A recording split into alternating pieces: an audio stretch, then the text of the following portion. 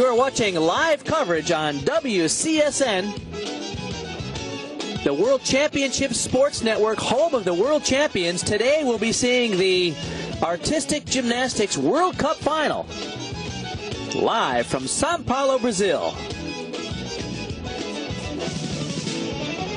My name is Bart Connor, and I'm proud to be welcoming you to this live coverage. I'm joined, as always, by Tasha Schweikert, former Olympian and World Championship gold medalist. Glad to have you with us, Tasha. It's great to be back, Bart.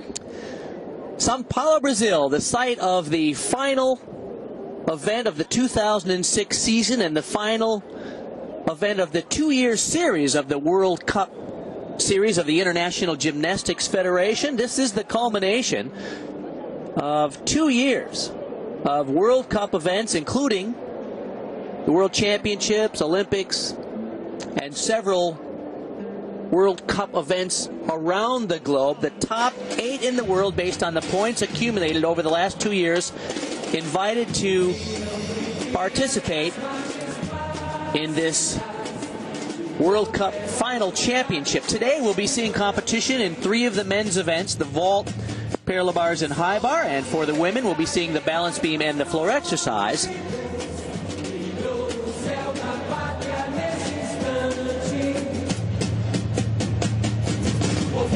Prior to the start of the competition, yesterday as well as today, there's a ceremonial opening ceremony to welcome the athletes and the spectators alike.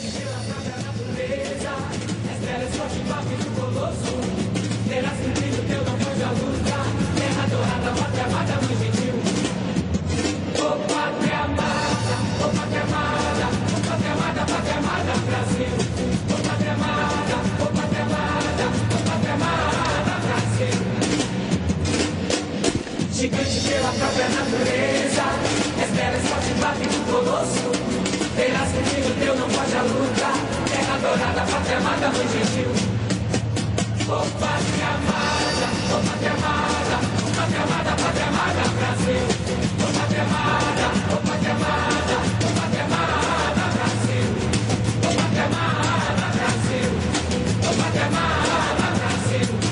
Ouviram do Ipiranga as margens plácidas, do povo heróico, brado, retumbante. O sol da liberdade em raios lúcidos brilhou no céu da pátria nesse instante.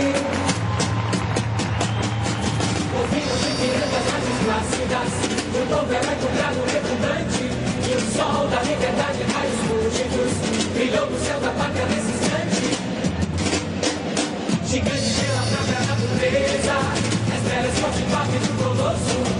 Terás que o brilho teu não foge a luta. Terra dourada, pátria amada, mãe gentil. Oh, pátria amada, oh, pátria amada, oh, pátria amada, pátria amada, Brasil. Oh, pátria amada, oh, pátria amada, oh, pátria amada, Brasil. Gigante pela própria natureza, és bela, és forte, bate no colosso. Terás que o brilho teu não foge a luta. Terra dourada, pátria amada, mãe gentil. Oh, pátria amada, oh, pátria amada, oh, pátria amada, pátria amada, Brasil. Oh, pátria amada, oh, pátria amada, oh, pátria amada, Brasil. Oh, pátria amada, Brasil. Oh, pátria amada, Brasil. Brasil.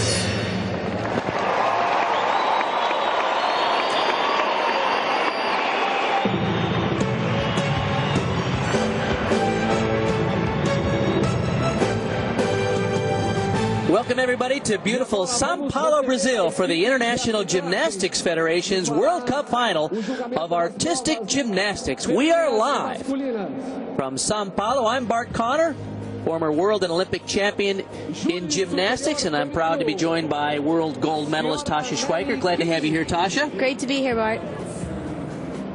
This is day 2 of the World Cup Final. The World Cup is really not a championship, it's not even a tournament. Actually, it's a 2-year culmination of competitions resulting in The top 8 in the world based on points received over a 2-year period of time of competing in World Cup events, World Championships, as well as Olympics. And this is the end of the 2006 competitive season, as well as the end of this 2-year cycle of World Cup points standing as designed by the International Gymnastics Federation. In this competition, there are 57 gymnasts from 25 countries, 38 men, 19 women.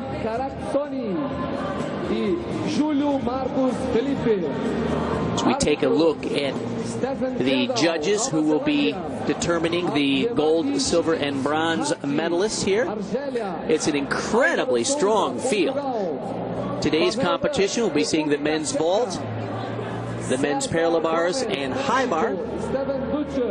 The women will be seeing the balance beam and the floor. Here are some of the judges, including Stephen Butcher from the United States for our U.S. viewers. Tasha, your impressions of day 1 of competition here at the World Cup? Yesterday's competition was fantastic, Bart. We saw an amazing 5 events from both the men and the women. And let me just note that Brazil and China were both well represented. They took home gold, and they just really brought their A game to the table. Probably not much of a surprise, the Chinese gymnasts, for both the men and the women, dominating the world of gymnastics now. And of course, the Brazilian program has come on a great deal in the last 4 or 5 years, and because they're our hosts, they are especially primed to win medals here, as they proved in day 1. So day 2, we'll be seeing more of the best, including this young man, Brandon O'Neill, will be the first vaulter to compete. He's a 22-year-old out of Edmonton, Alberta. He won a bronze yesterday in floor exercise competition behind Brazilian Diego Hipólito. Got the gold, and Kyle Schufelt, the Olympic champion from Athens, earned the silver. Brandon was a member of the World Championship team in Aarhus, Denmark this year, and helped the Canadian men place a best ever 6th in the team competition. It was a huge success for the Canadian men. They are having a resurgence of sorts.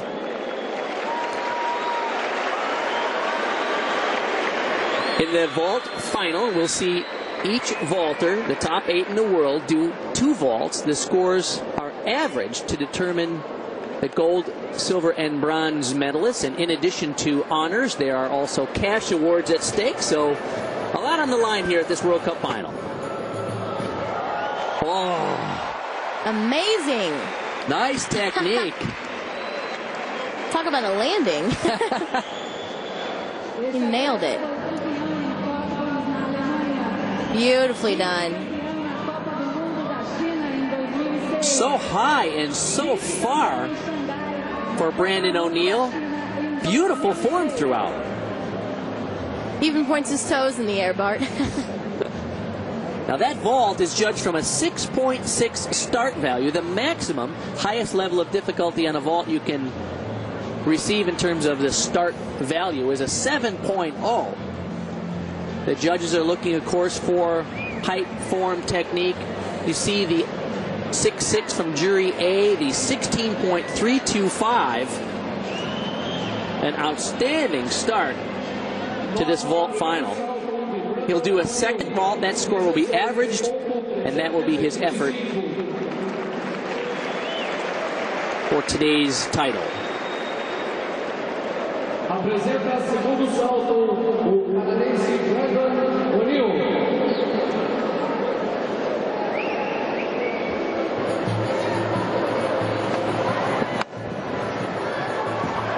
Oh.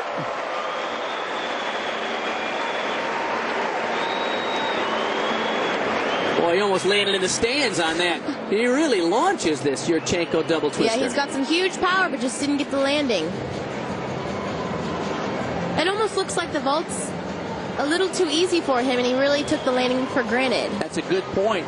And in terms of difficulty, it's not what we saw from the first vault, only a 5.4 start value. It's likely he can do another additional half twist or perhaps even more to raise the level of difficulty on that vault. Most definitely, yeah. Opted to do an easier vault.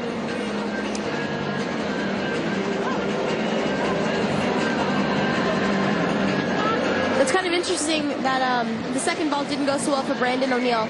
Last time we saw him in a World Cup event, he actually really messed up the second vault, crashed in bad, and had to perform a Yurchenko tuck instead. So I don't know if second vault jitters or what. You see the 6.2 is the difficulty value. 15.975 for Brandon O'Neill. Well, this is the man expected to dominate this competition. Marian Dragulescu, 3-time world champion on vault, 2001, 2005, and 2006. He's also been a world champion on the floor. He's won 10 world and Olympic medals to date, most of them on vault and floor, where he is just, well, a magician. King of the table. 26-year-old out of Bucharest, coached by Dan Grecu, the legendary coach of Romania. Oh, my goodness! And he stuck it! Now, that's a vault that he made famous. Wow. There's the assistant coach, Chobi Gal, a good friend of mine from Romania. This guy is fun. He knows that they're looking at a gold medal performance here. Was that something, Tasha? I'm in shock right now. There's nothing you can say. Like, nothing went wrong. You see him in the air, knows exactly where he is, nails it. This vault is known as a Dragulescu. He drops out of the sky and nails it like a black cat. We've seen him do this for a few years. I don't know that we've ever seen him do it that well. I have never seen him nail it so well. Wow. That's awesome. Expect a huge score. 7.0 is the difficulty value for that one. 16.825. With the new scoring system, I think that might be the highest score we've seen yet. Unbelievable.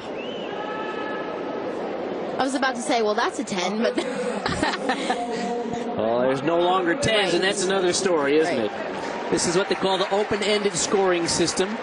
Combination of difficulty value plus the execution score results in the final 16.825. The perfect 10 is long gone in gymnastics. Some of us are not too happy about that, but here's another 7.0 difficulty value vault. Oh! He almost landed in the first row, too. These guys are just getting riled up for the second vault and can't control their power. So this is a Yurchenko with a half on and then a 2.5 twister off. Beautifully done. Just really need to open out a little early considering the amount of power that he had coming off the horse. Dragulescu for many years has done that double front with a half especially well, and even Chobi Gal knows that he was a little shaky on that landing, but based on the degree of difficulty, he's going to be hard to beat today, even with a shaky landing. Very hard to beat. This is the decision all gymnasts have to make. Do you go with something clean and lower start value, or something really hard and see if you can get lucky and nail it? Traditionally in finals, if you go for a lower start value and clean, it usually doesn't cut it for the gold medal. Very good point, Tasha. At this level, you're looking at essentially specialists, the best in the world at all of these events. So a clean, safe performance is probably not the way to go. Now, if this were an all-around competition, now we have some leverage for that. But also, too, I don't know if we're going to see too many guys come up against Dragulescu with two 7.0 difficulty vaults. Good point. Yeah, you know, most of the gymnasts, when they realize Dragulescu is here, think, well, okay, the gold's gone, so let's all just see if we can get the silver or the bronze, perhaps. That's just how dominant he is on this event. Now, he was also qualified to compete in the floor, but chose not to. Not exactly sure why. He would surely have had a shot at a medal, although he would have had his hands full trying to beat the local hero, Diego Hipólito. Some gymnastics experts feel that perhaps he did not compete in the floor because he did not want to lose to Hipólito in Hipólito's home country. 16-5-6-2. The total score for Dragulescu's two vaults.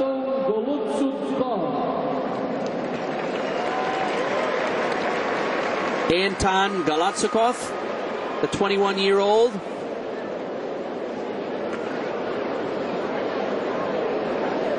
He missed the 2006 World Championships because of a back problem. Now, he can do the same vault that Dragulescu does, that is named for Dragulescu. Let's see if he goes for it here today.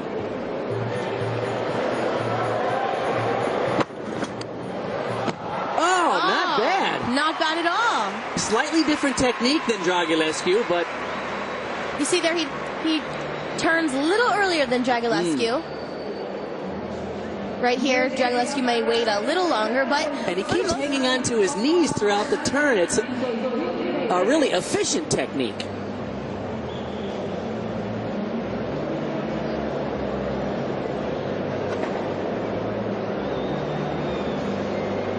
Nicely done. Actually, it's a very smart technique on that vault. Dragulescu is superhuman, so he can actually open up and kick out because he's been doing it for longer than Galatzikov. But very smart technique for Anton Galatzikov, the 21-year-old from Leninsk, Kuznetsk. 16-5-2-5, the score on the first vault.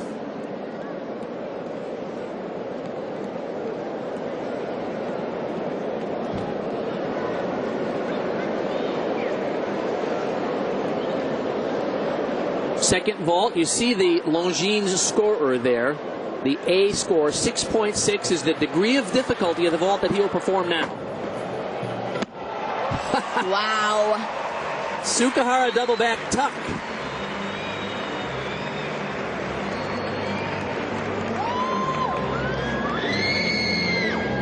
Great entry. Nice amplitude off the horse. He competed that very well. Unfortunately, it's only out of a 6.6 start value, so he's already 4/10 down from Dragulescu's second vault, which will make a difference in the score.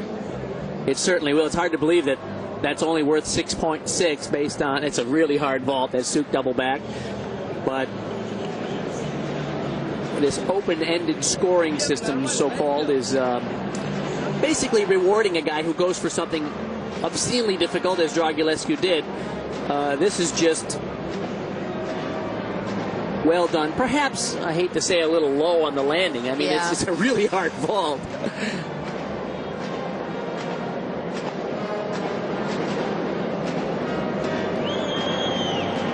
Nota do segundo salto, Anton Golutsutko, Rússia. 16-2, the score for that vault. 16-3-6-2.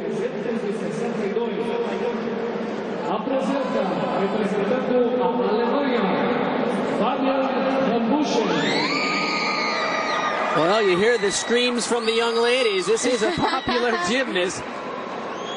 Fabian Hambuchen, the 19-year-old from Germany. Fabian was our superstar in Stuttgart in the World Cup prelims. Well, he was at home. Of course he was. And it was coming off the World Championships where he earned 2 bronze medals, one in the all-around and one in the vault. Here we go.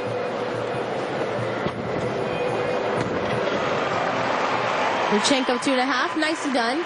Big hop forward in the landing.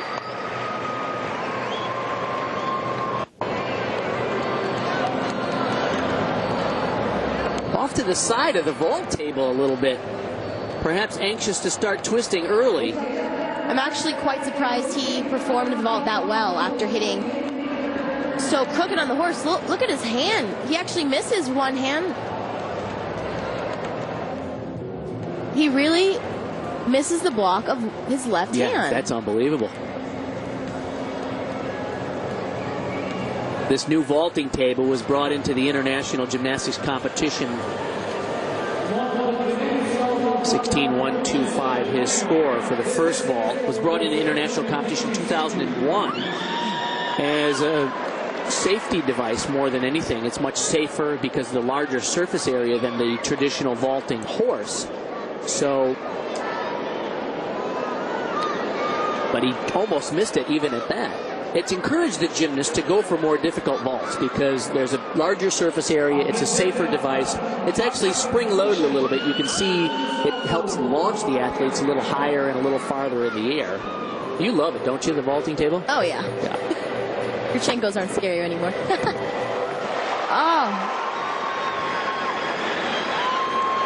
Very nicely done. Only out of a 6.2 start value.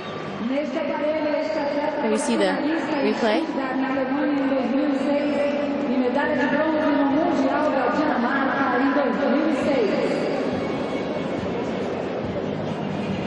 You can see that vault table recoil. It basically has some leaf springs under it that allow the gymnast to get a little bit more push up into the air, and it makes it a little more forgiving on the wrists when they come slamming into that thing before they launch themselves up into the air. Nota do segundo salto, Hamburgen, Alemanha, 15.850, média final 15.987. 15.987 will put him in third currently. A victim perhaps of lower start values. Now here is Yurnar Yarimbitov, Kazakhstan. He's 26 years of age. He's the only gymnast today we'll be seeing in all three event finals for the men, the vault, parallel bars, and high bar.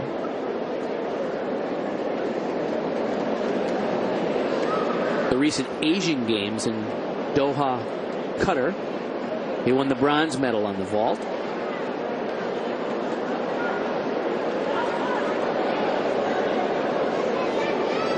Yarimbitov from Almaty, a very balanced all-around gymnast. And this World Cup competition is really more about the specialists rather than all-arounders. Oh!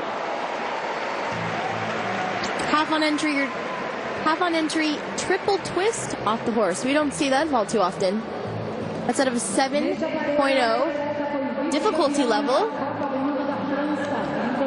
You did notice that he stepped outside of the line and a red flag went up to indicate to the judges that he actually did go outside the line, which will be a technical deduction. Right here's a good view of how he jumped over that white line, which indicates that he was offline and will incur a deduction related to that.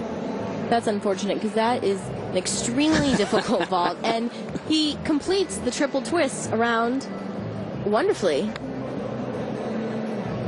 Nota do primeiro salto, Yeribeton, Kazakhstan, 16.275. 7.0 was the degree of difficulty, as you mentioned, 16.275.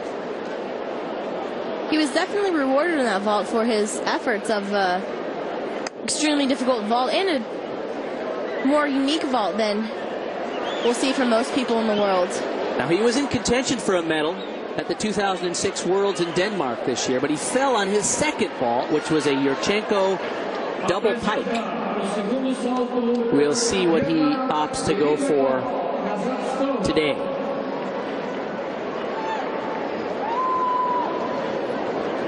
Two other times he's been the finalist at the World Championships in vault. So he has experience, but some inconsistency with the second vault. Looks like a 7.0 degree of difficulty. Here it goes. There it is. Whoa! And he had it. That's tough because he had a great entry on, came off nice, beautiful distance, amplitude, and form in the air, but just needed to open out for the landing.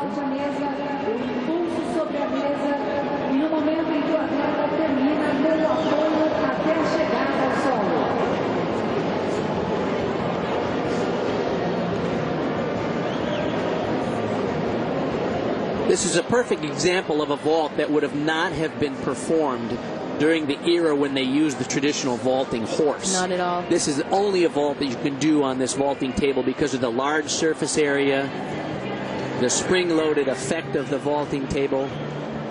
On the old vaulting horse, there was always this little subconscious fear in the back of your mind that your hands could possibly slip every time.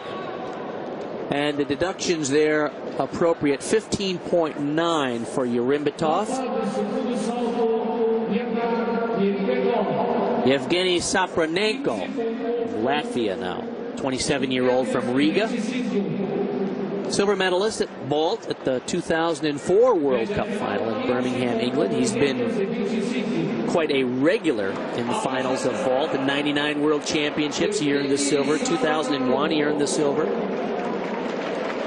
And in 2005 and 2006, 7th place. So he is a regular in the finals, but besides being overshadowed by Marian Dragulescu, as the whole world is, he has also shown some inconsistency. You really have to nail 2 vaults.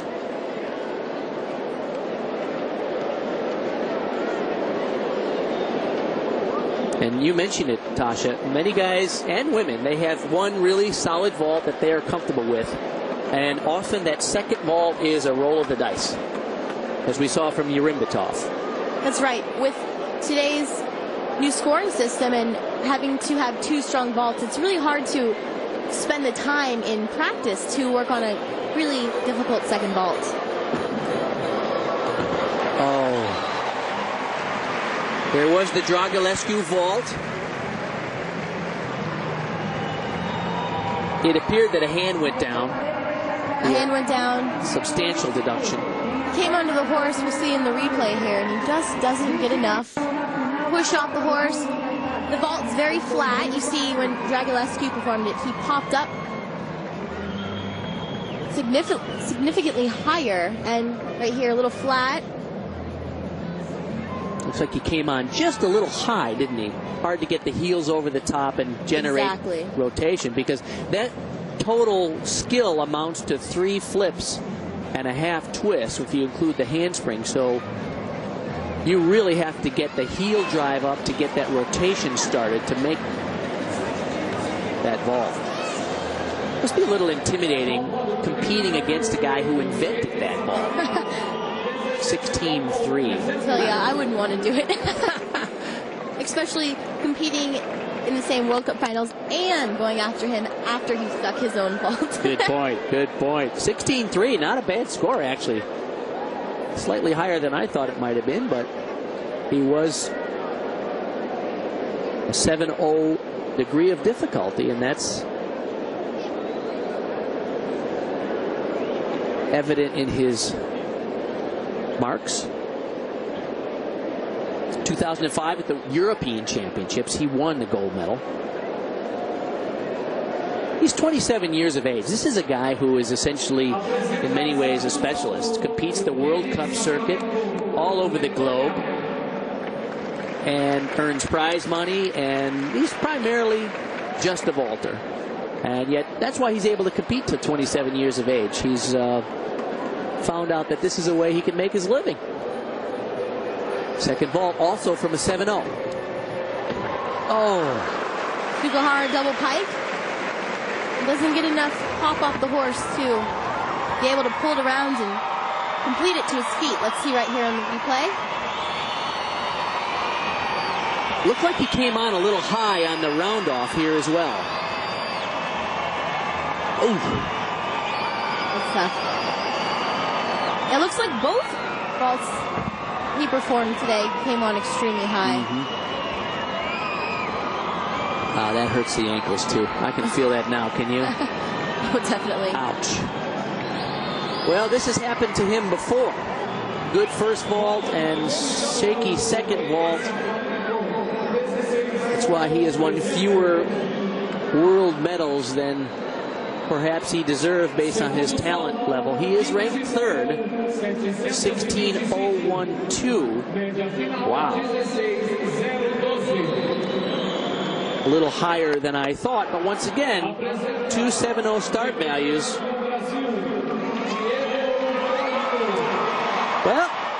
Diego Hipólito from Rio de Janeiro.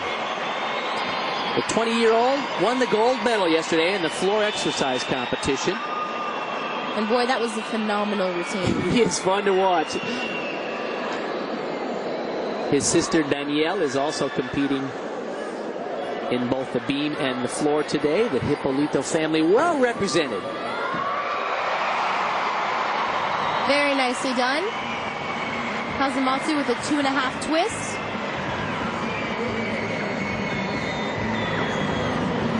Fifth place in this year's World Championships on vault. You see here, he also has very, very clean form in lines in the air. A very efficient technique, beautiful, clean, tight twist. Reminds me of the Canadians, Kyle Schufeld and Right. Brandon O'Neill. They also, form. oh, perfect, impeccable, in fact. It's hard to keep those legs squeezed together when you're doing something as complex as those 2.5 twists. 6.6 the start value, 16.2 the score for the first vault. But as we've seen, the determining factor will be, can he plant the second vault?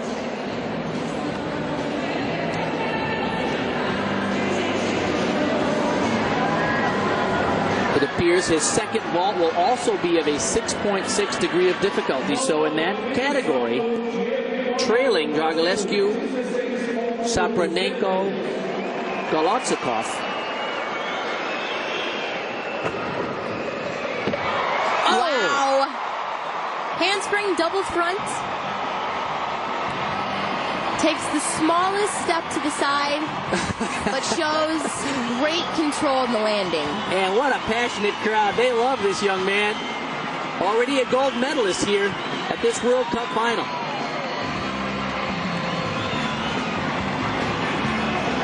Now you notice he stepped on the white line. As long as he doesn't go over the white line, he won't incur a deduction for being out of bounds. He will obviously take a deduction for the step, but not an additional deduction for going across the white line.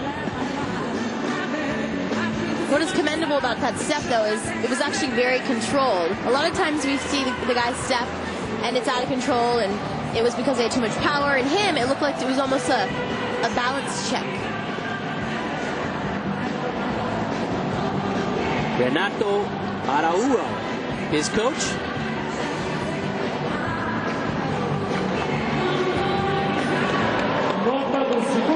He was fourth place. Look at their live TV. He's in third, 16.25. 16.3 the score for that vault. This is how excited the local media is about the Hipólito family and their thrilling gymnastics. Can he hang on to that third place position? Well, this is the final vaulter. Matthias Fardig from Germany.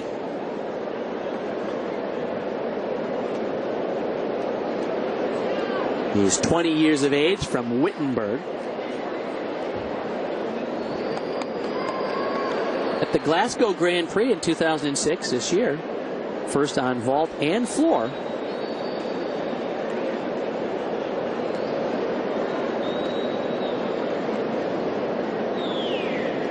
And at the Stuttgart Grand Prix, he was fourth place. All of these events seen on WCSN, the World Championship Sports Network. So here is the final vaulter in today's World Cup final.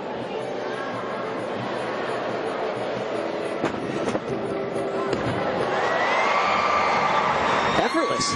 Beautiful handspring double front. Well, it looks like he could probably do that half twist out of that too, like the Dragulescu. Oh, no Boy, doubt. just walks Look at into it. Beautiful entry. Very much so, and he gets into a very tight tuck. Technique is I'd terrific. have to say that's textbook. Really, and kicks out. Look at the distance. I just can't get over the rebound from that vaulting table.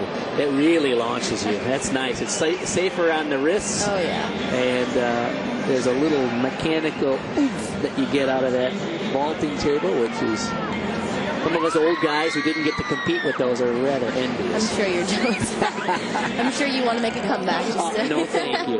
6'6" is the start value, 16,225.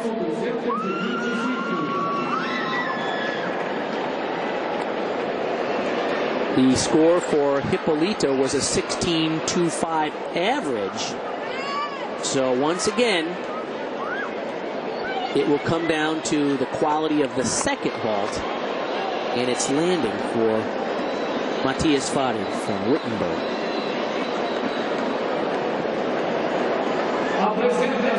There's an arena full of people here who surely hope he doesn't make it perfectly.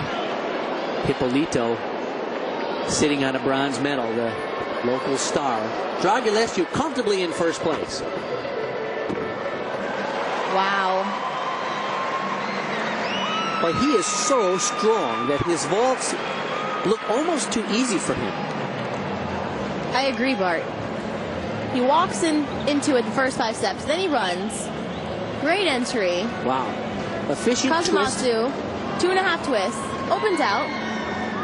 He really has the combination of technique and power because very efficient.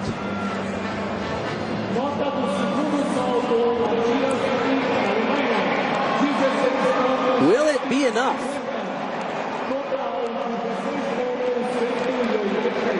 To earn him a medal? He will be in fourth, 16.187 the score.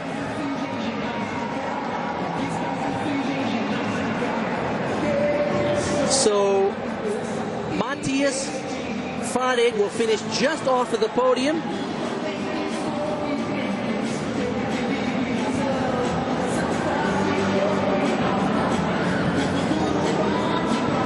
Give Farg a year to upgrade his difficulty, and we'll see where he ends up.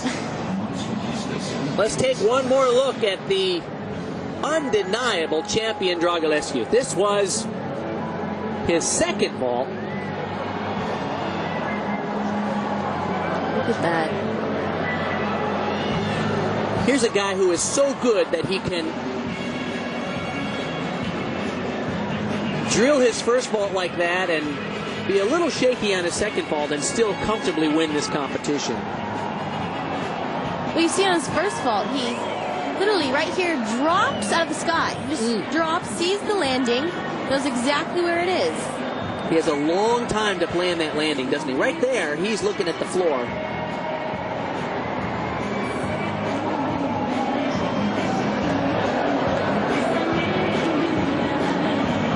When a judge sees that, they're thinking, there's nothing we can take from this guy. You know, you're right. And most of these judges are former gymnasts with an enormous appreciation for what they just saw. They're all like, oh, man, that's good. I wish I could have been able to do that in my lifetime. That is really something.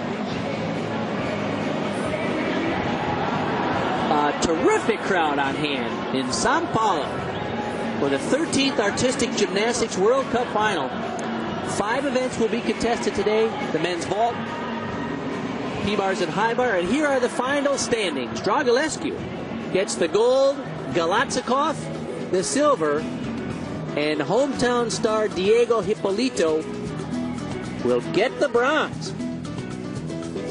You'll see the parallel bars and the high bar for the men as well, and for the women, the exciting balance beam and floor exercise.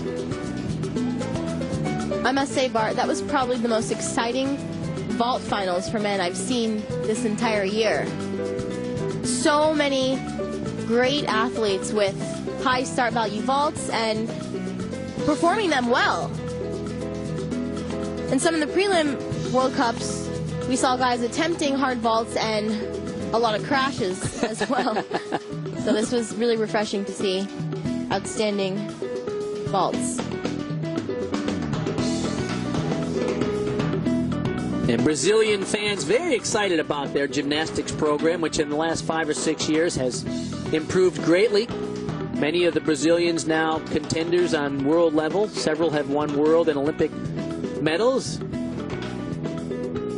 like the Hippolito family. And Daiane dos Santos, world champion on the floor. We'll see her today as well. One of the reasons the Brazilian program has re-emerged is that a terrific coach from Ukraine, Oleg Ostapenko, moved to Brazil several years ago and helped revitalize this program. So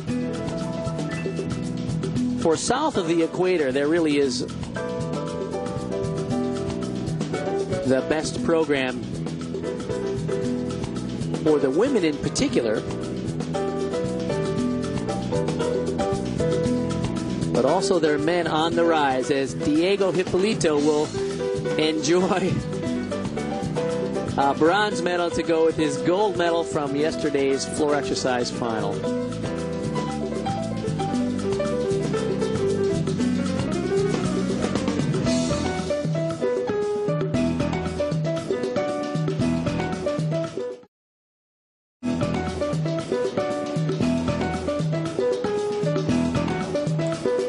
These folks like to have a good time.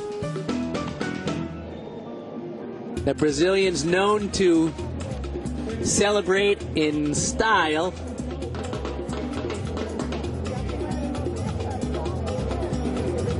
Carnival, of course, the traditional celebration in Brazil that is, I guess you would call it the Mardi Gras of Brazil. They love to celebrate, and they have something to celebrate today. Another medal.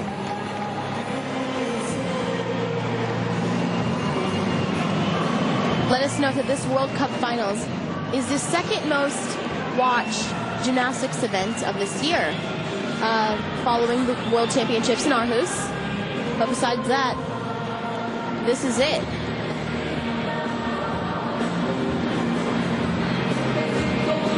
Just by looking at the crowd, you can see that this event is well represented, and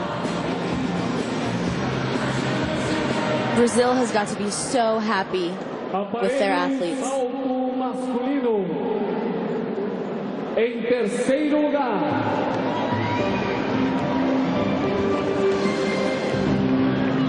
com a nota 16.250, representando o Brasil, Diego Hipólito.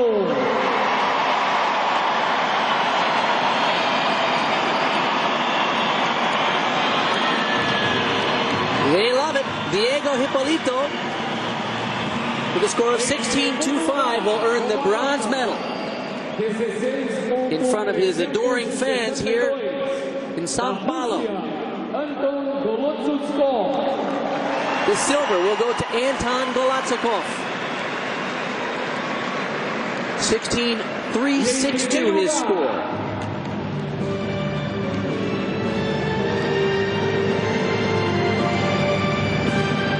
Medalha de ouro, somou 16.562, da Romênia, Marian Dragulescu. And there's no question about it. Marian Dragulescu nailing his signature vault. The Dragulescu overwhelmed this competition to win the gold medal. Para fazer a premiação ao terceiro colocado. Ao segundo colocado, o senhor Ivan Carassoni, vice-presidente do Comitê Técnico Masculino da Federação Internacional de Ginástica. E para o terceiro lugar, a senhora Ana Rita Fraga, presidente da Federação Goiana de Ginástica.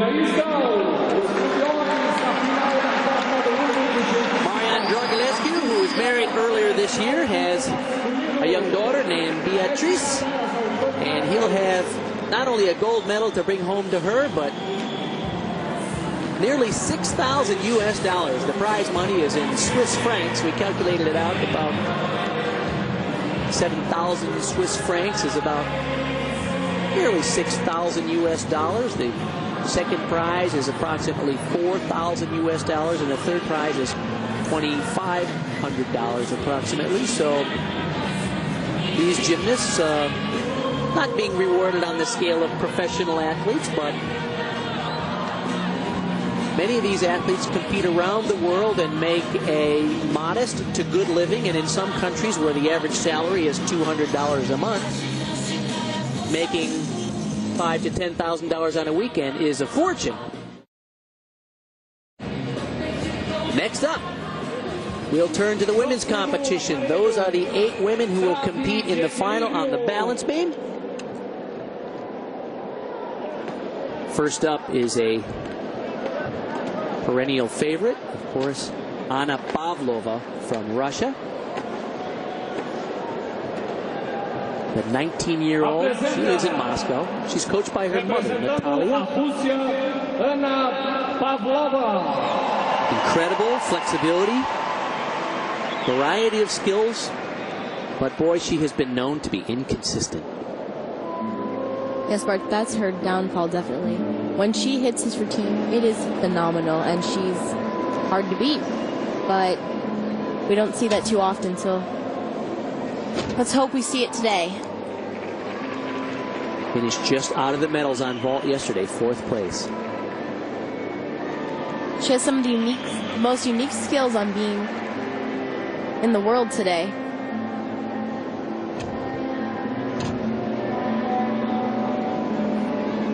When it comes to her style and grace, she really is in a league of her own. Most beautifully extended legs and toes I think I've ever seen.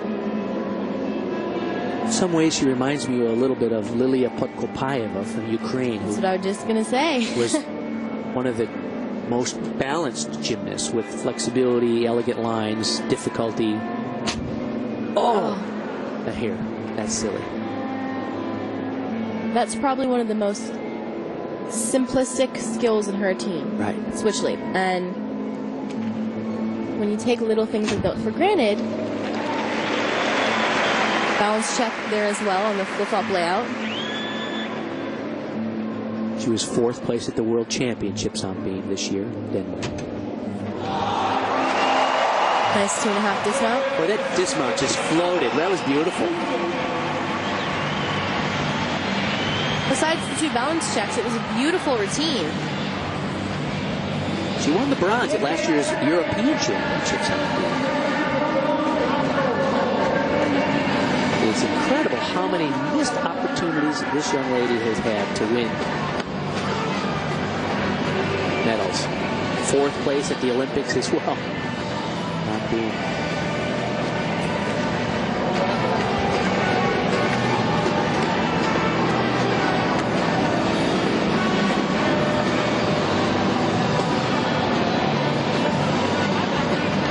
She's queen of the twisting back handsprings on the beam.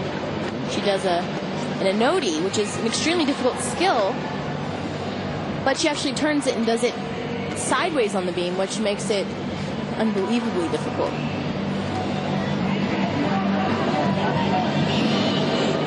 She was unlucky perhaps to have to go first, but she'll set the standard for the others to shoot for. Another different dynamic of this competition is that actually the athletes don't get what we call a one-touch warm-up just before they go up. They warm up 2 hours before the meet on this equipment on the podium. Then they wait basically in a back room. They have some warm-up equipment. And they march out and compete. In some competitions, you get a chance to touch the apparatus at least once before you compete. In this case, at this final, no dice. 15.1 the score. Next up on beam is Yali. She's 18 years of age from Beijing. Silver medalist yesterday on the uneven bars, and she is terrific on the beam. She made the finals at the Olympics in 2004.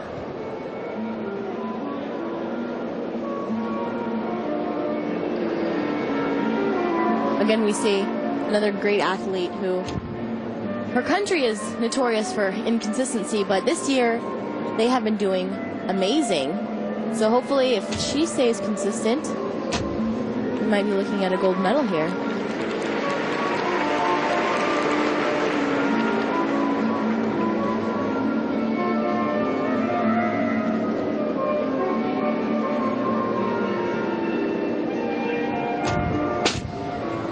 Front up, little wobble check.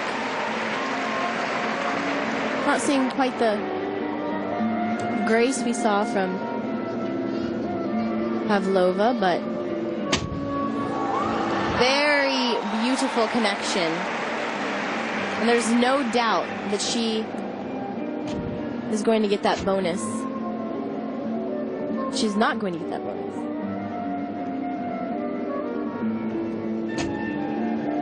To get a medal today, she'll have to beat Zhang Nan, her perhaps more famous teammate, bronze medalist at the Olympics, and the reigning world champion is in this field, Irina Krasnyanskaya from Ukraine.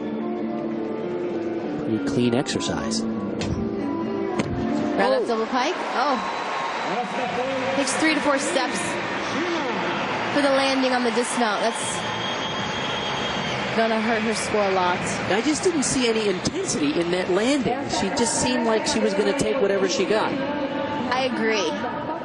I feel like she took the dismount for granted too much, expected to just land on her feet and for the landing to be there. Unfortunately,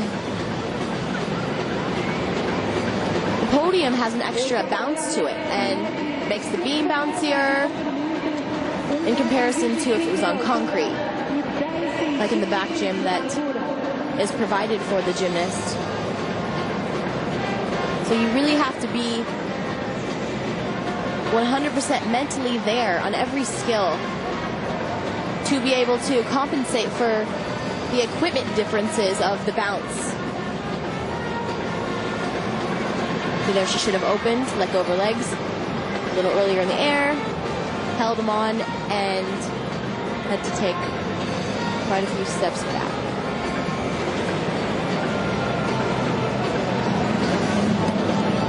We saw a lot of smiling faces at the recent World Championship from the Chinese delegation. They are on a roll, and all of this is prep for the Beijing Olympics, where they're expected to contend for every gold medal in every event.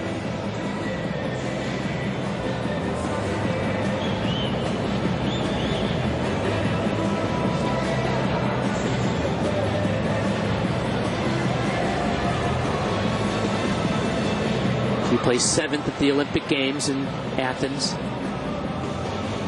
World Championships at Anaheim in 2003, where you competed, Tasha. She won the bronze medal. It was a great World Championships, Bart. I think that's my favorite gymnastics memory. Because you got a gold medal from it? Because we got a gold medal. Because of what we had to struggle through to get that gold medal. That's right. Three men down. I felt like I was in a war.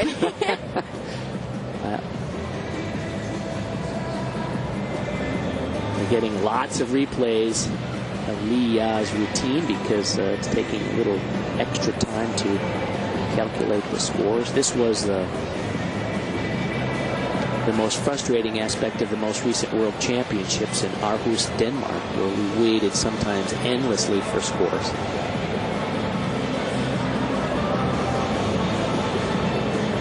This is the first complete year using the new scoring system. Essentially, the International Gymnastics Federation, after the Olympics in 2004, spent a year rewriting the rules. Instead of a 10.0 system, now it's what they call an open-ended system, where the score is a composition of your difficulty value plus your execution value. It is clear that there is some discrepancy. There are two panels of judges, an A jury that calculates the difficulty value, and then a B jury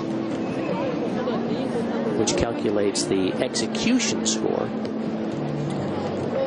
On the B jury, the high and low score are thrown out. The 4 middle scores are averaged and then added to the A jury score. So there you see the scores high and low thrown out. A value 16.7 and the final score 15.675. Now here's an interesting story. Lyudmila Yezhova, the 24-year-old from Moscow.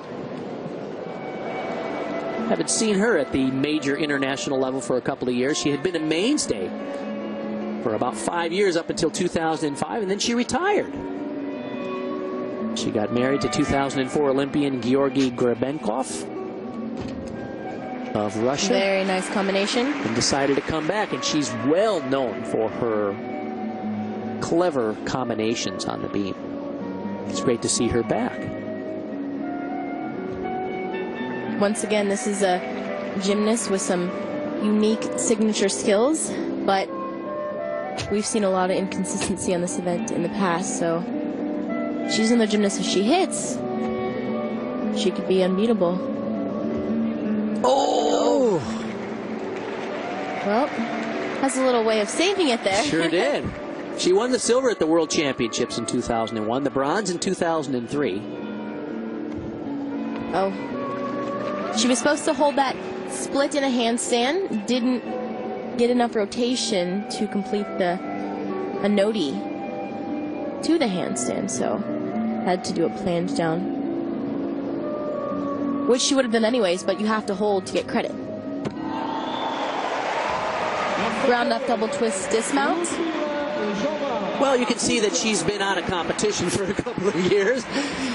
She's been basically training by herself without the national team staff. She got invited to this competition based on her point totals over the last couple of years. Even though she's been out of competition, she had enough to qualify here. Yeah.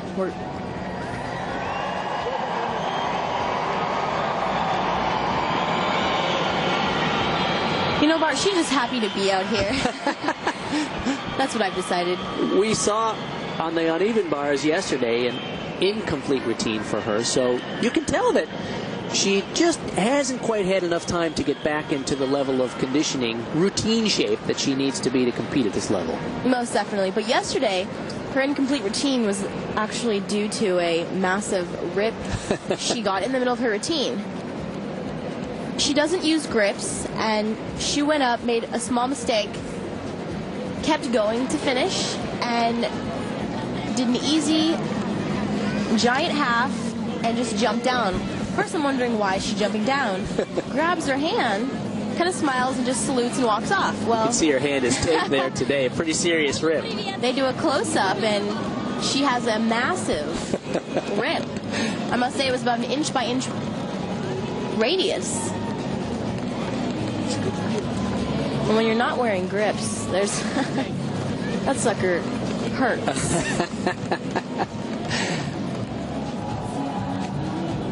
You know, when you don't have the chance to train at that level, your hands get a little softer and those calluses tend to go away. So you're not as resistant to the abuse of gymnastics, let's say. Hard on the body for sure. Her hand just so happened to pick the wrong time to rip, Bart. Oh, there it is. Is that nice? That's disgusting.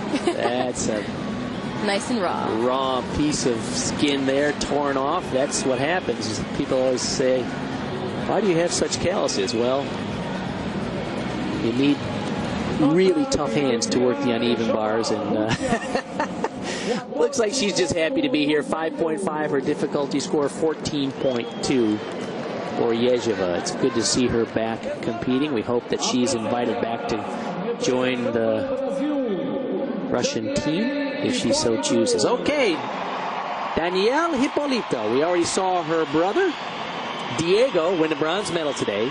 She's 22 from Rio, coached by Oleg Ostapenko, the Ukrainian coach who moved here several years ago and rejuvenated this program. She finished 6th on the bars yesterday. Wow. That's an impressive mount. You don't see that too often. Round off layout, step out, back handspring layout. Most gymnasts opt to do an easy mount because you never want to start off with a big mistake. And doing a huge mount is very risky, but she performed that very nicely.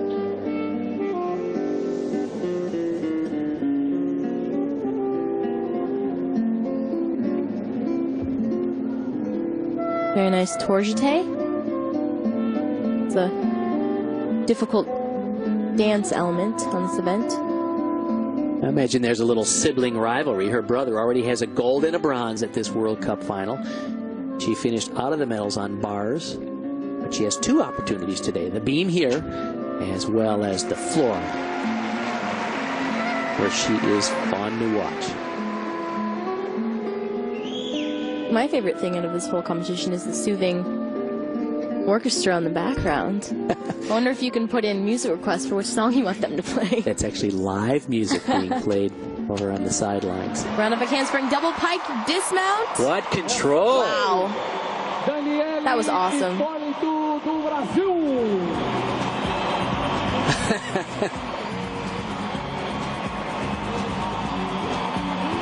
She enters and exits the beam with great difficulty and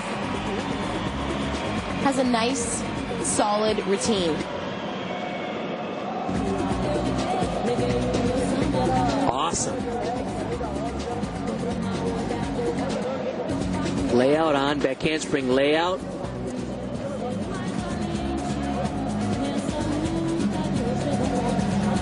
Esta atleta foi medalha de ouro.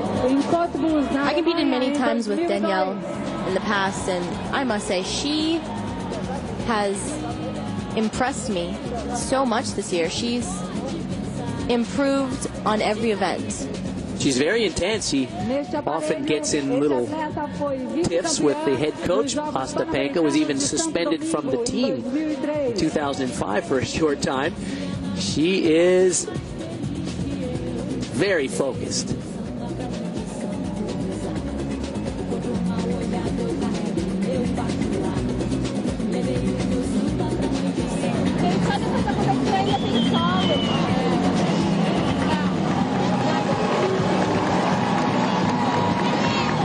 In the floor final, we'll see 3 gymnasts from Brazil. Laís Souza, Hippolito, and Daiane dos Santos. So 15.35. Put her in 2nd place right now.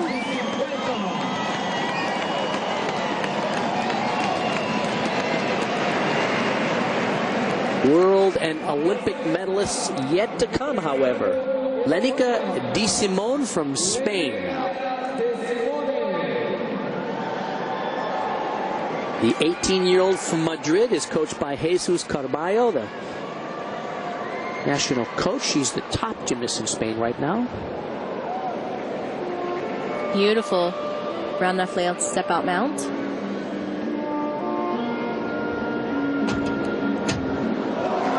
Flip flop, layout, layout. Flawless. Rock solid.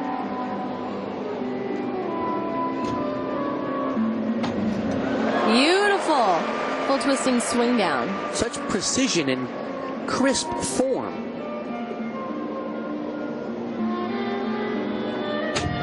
Simone is definitely a dynamic gymnast and very, very consistent. She made the 2004 Olympic team, couldn't compete because of a leg injury. This routine is right on.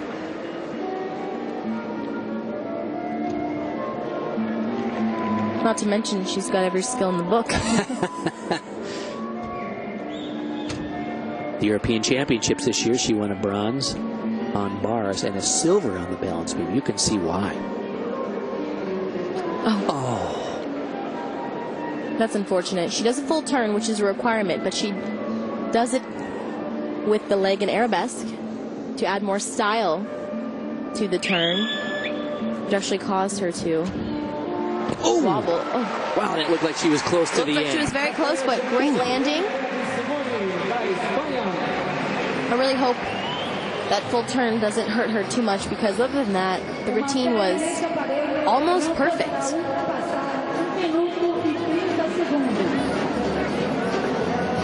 Look at that mount.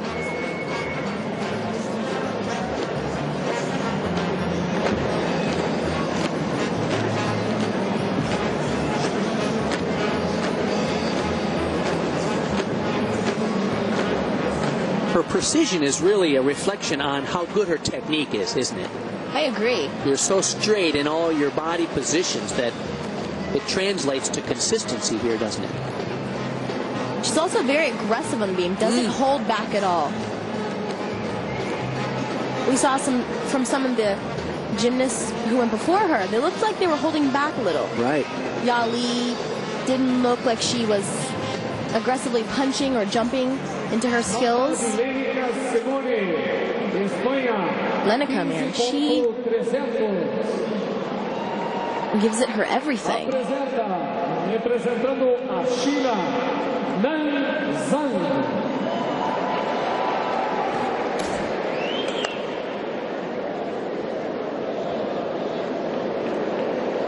15.3. Put her in third place right now. 6-4 was her difficulty score. Li Ya in first. Hippolito second. De Simone just behind in third. Zhang Nan from China next. Oh. She does the same mount we saw from Lenica. Around the failed step out. Huge deduction for falling off the beam. Now it's 0.8 of a point for a fall under the new rules. World Championships this year, she was fourth on the beam. The Asian Games just recently, slightly off Doha, on she won the gold. Slightly off on that full twisting swing down there.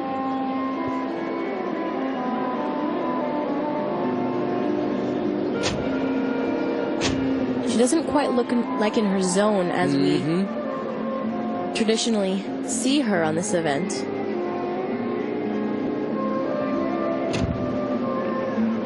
Front aerial to a back handspring layout step out.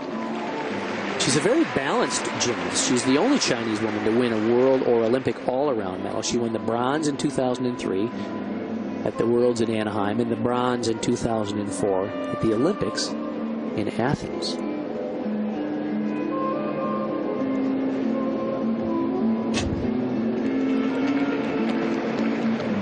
Was a switch ring. Very difficult dance element. Setting up for her dismount. Around that double pike, very nicely done. Well, it certainly takes the spirit out of your performance when you miss the opening move of the beam. I mean, mentally, what do you do, Tasha, when that happens? Well, being that you're in a finals event, it's really hard. You know, it's not like all around where you're fighting for the rest of the routine because you have 3 other events you could possibly make up points on. You know, it's hard, and that's why we've seen gymnasts transcend from doing really difficult mounts to just hopping up on the beam in the most recent years. 4 years ago, we would see everyone do front tuck mount, front pike mount, around a full twisting back handspring mount, and we're seeing less and less of that, and this is why gymnasts are not wanting to take a risk to enter the beam and take a chance of falling. And yet we're seeing very difficult mounts here today. We saw 3 round-off layout ons. So because of the new rules, perhaps, you know, since every skill is added up in terms of its difficulty value, we're seeing gymnasts take a little more risk. And as you mentioned earlier, in the finals, you can't go safe. Cannot go safe. There will be gymnasts with the highest start values that have potential to hit flawlessly. Like we saw in vault. The guy who performed the 7.0 start value vaults actually ended up with a higher score guys who performed 6.6 start value vaults. 15.05 her score, which brings up the reigning world champion. She finished 5th on the uneven bars yesterday here. Irina Krasnianskaya, the 19-year-old from Cherkasy.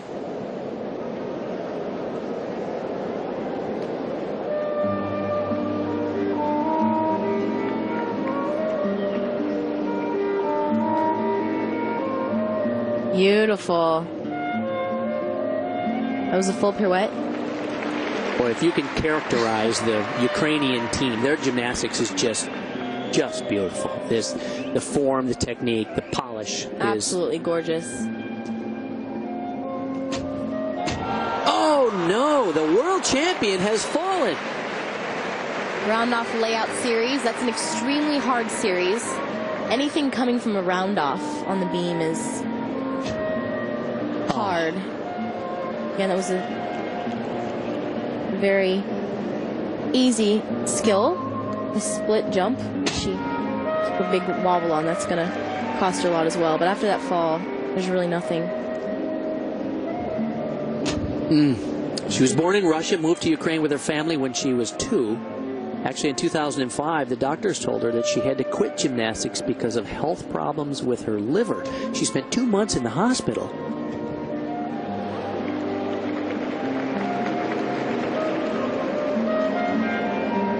Not having the beam day that we normally see out of her.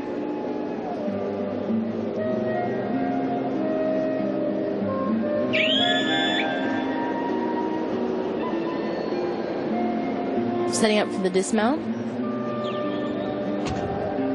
Round off double pike. Oh.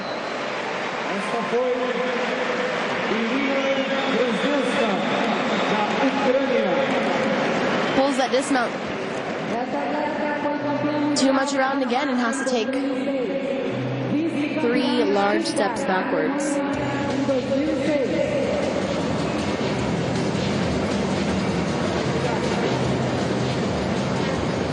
Here we see her series.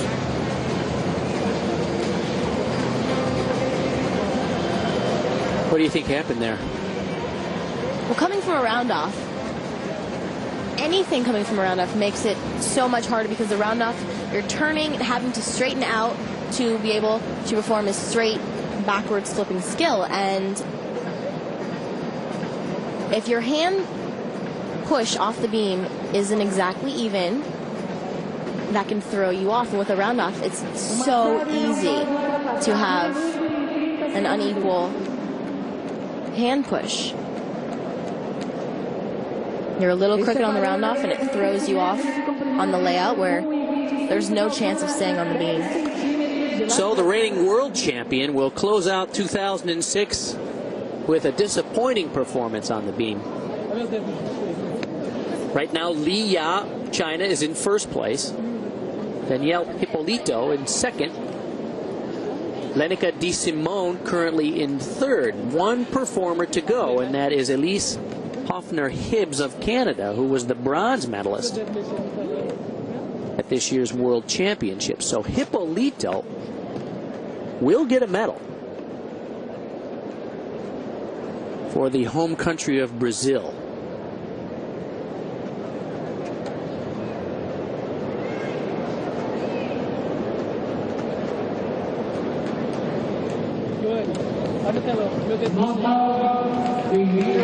Her marks, 14.5, 6.8 the degree of difficulty, but the low marks in execution pull that down.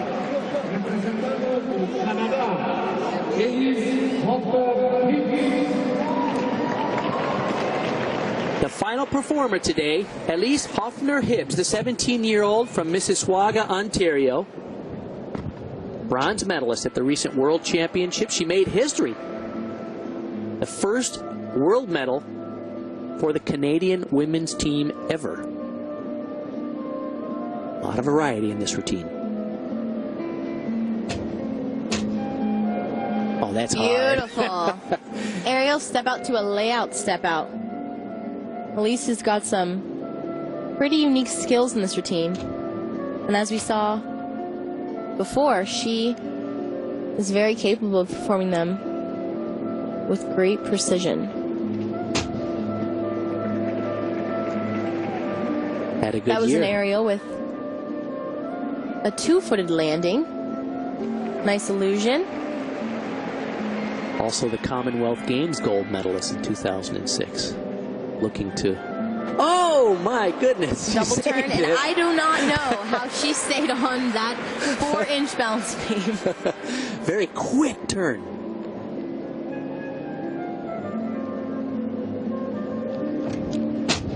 Nice front tuck.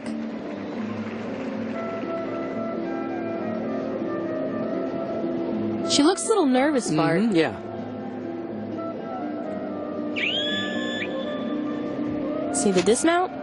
Round off double tuck. Beautiful landing. Boy, she is good. Carol Angela Orchard, her coach, the most successful coach. There's Caroline. Trains in Toronto with her. Front handspring to the 2-foot mount.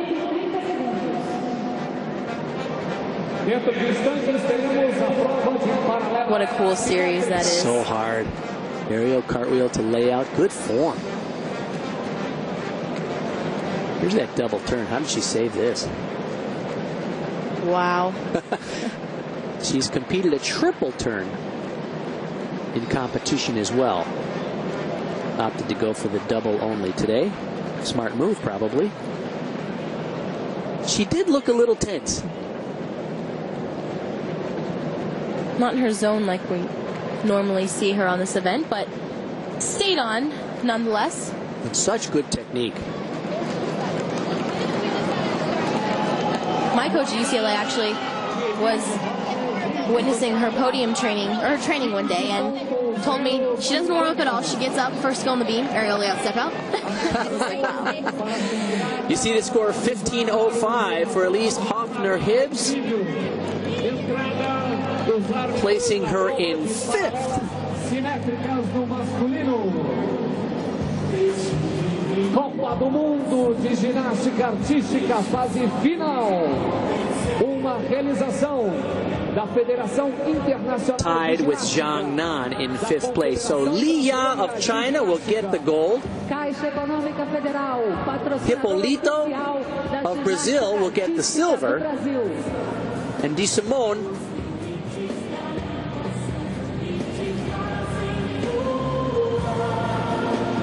the bronze. We will move on to the men's competition on the parallel bars, and then we'll have the awards ceremony for the women's beam and the men's parallel bars.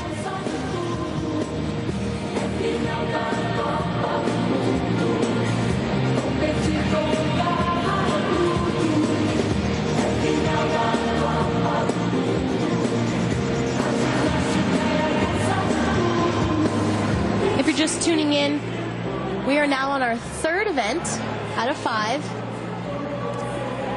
at the 2006 World Cup Finals in Sao Paulo, Brazil. And you are watching live coverage on WCSN.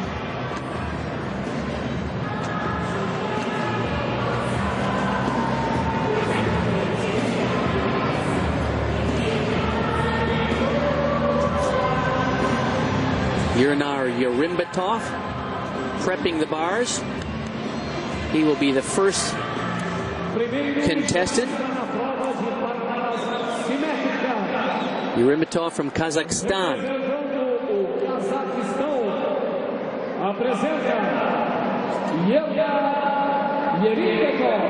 We saw him in the vault earlier today. We'll also see him in the high bar. So 3 opportunities for him to win a medal and some prize money.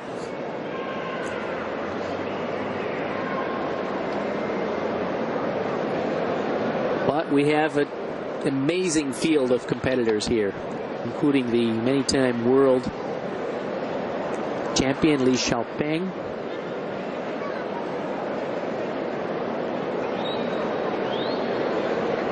Olympic champion as well.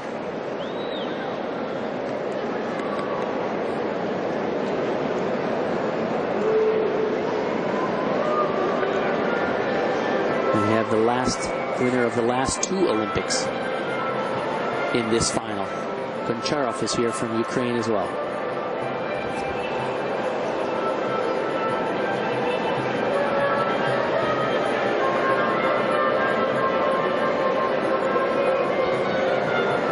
Beautiful flow. Not quite hitting the handstands. Oh. That was unusual. An extra swing from nothing. A very difficult routine, and then hard to believe an extra swing.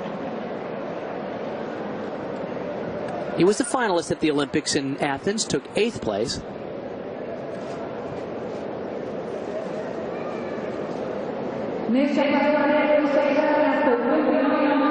This is that giant pike double back. A little bit of a form break there. This is a tuck double back in between the bars. Parallel bars, a very difficult routine to get an extremely high score these days, because it's one of the events in men's gymnastics under the new rules where you don't get any connection bonus. So you have to stay up there longer than under the old cycle of rules. And each individual skill earns an individual point value. But there is no bonus for connecting hard skills back to back. So a very difficult event to get a high score on. But today we're seeing the best 8 in the world, so they are without a doubt masters of the parallel bars.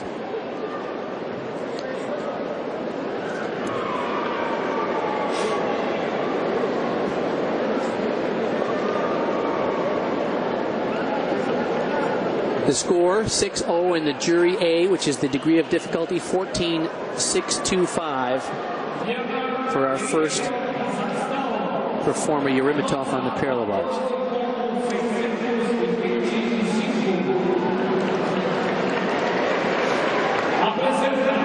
Coming up next from France will be Yann Coucherat from Lyon.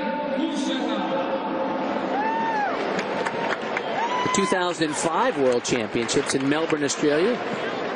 He won 2 medals, a bronze on the parallel bars and silver on the high bar. Twice he's been a finalist at the Olympics on parallel bars. Both occasions placing 6th.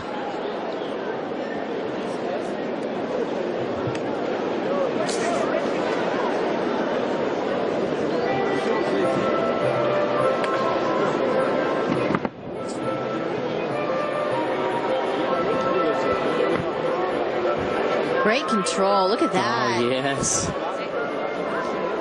Nice double back between.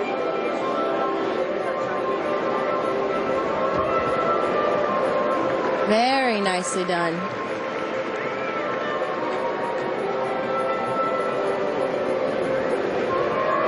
A lot more control than we saw from our previous competitor.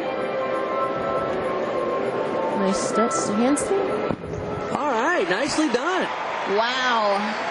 Beautiful landing. He's holding his head as if he's happy he made it. Even he was, I think he was shocked that he stuck it. He was kind of relieved, wasn't he? But forgot to salute before he... You watch for skills underneath the bars like that.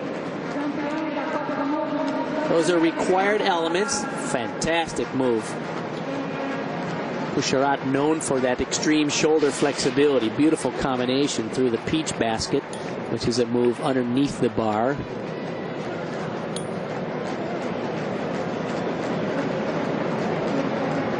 Above bar moves and bars on the moves generated from the upper arms. All of those are requirements on the parallel bars.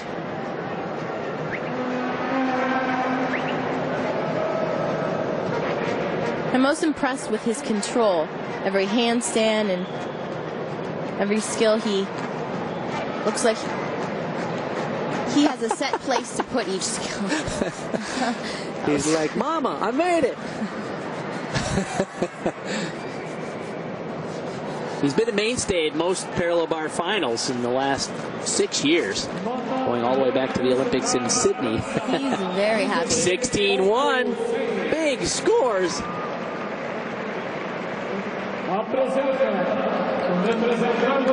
He'll have to be pleased with that, because some of the studs of parallel bars are here to contest for medals.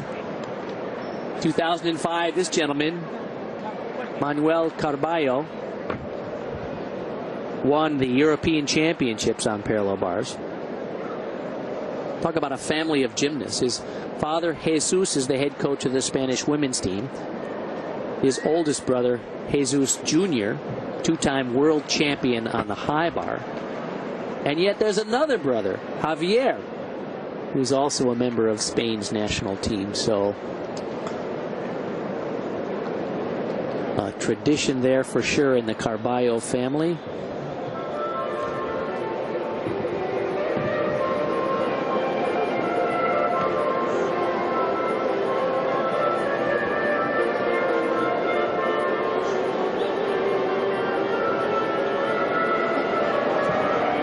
All right. Oh, wow. That's pretty cool. Yes. Look at the form. Good toe point. Very nice toe point. Not quite hitting the handstands like we saw from Kucheret. And they're walking a little bit in the hands. 10th of a point every time you take a step with the hands like that. Nice press. Ooh, no. Just holds onto the pike. A little too long and cannot stay on his feet. Oh, that was unfortunate. For having such good technique throughout the exercise, rather poor technique on that final move, the pike double back somersault.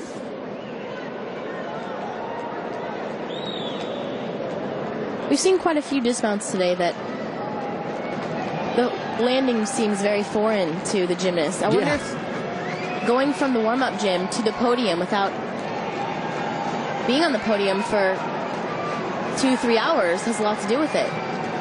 Your air sense awareness. Yeah, I'm of that thinking for sure, that the gymnasts need a one-touch warm-up before they perform.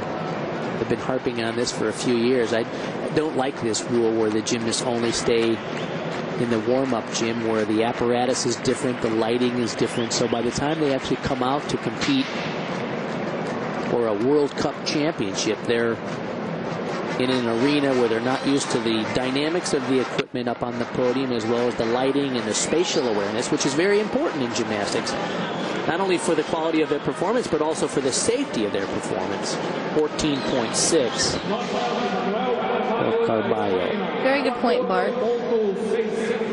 I mean, let's be real. A 30-second one-touch is going to take 3 minutes max, and with the amount of time they're taking with the scoring, right, I'm sure 3 minutes isn't going to kill them. All right, let's write a letter to somebody. What do you say? Start a campaign. In the Olympics in Sydney, this gentleman, Li Xiaopeng, won the gold medal. In the Olympics in Athens, he won the bronze. He's won the World Championships in 2002, 2003. And the last games in Melbourne, 2005, he won the silver medal. This is a guy who has won 14 world and Olympic medals in team vault and parallel bar competition. Certainly the most dominant parallel bar worker of this last 7 years at least, Li Xiaopeng.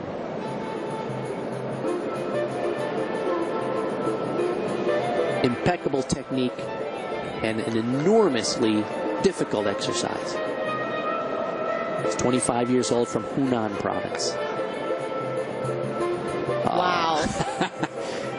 He is hitting everything rock solid. Oh, Look at what that. beautiful form.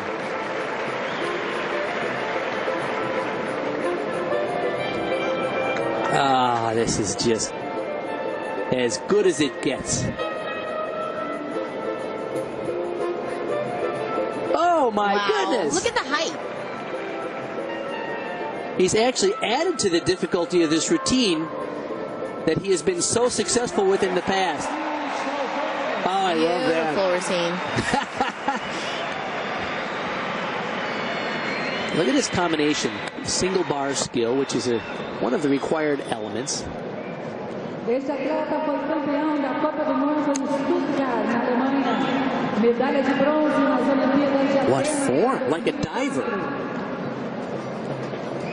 It's common to see knees separated, bent knees on some of those skills, but not from Li Xiaopeng, the 25-year-old. He just defines greatness on this event. There's just no other way of looking at it. Look at that. Even though he took a little hop on the landing, I don't care. That is...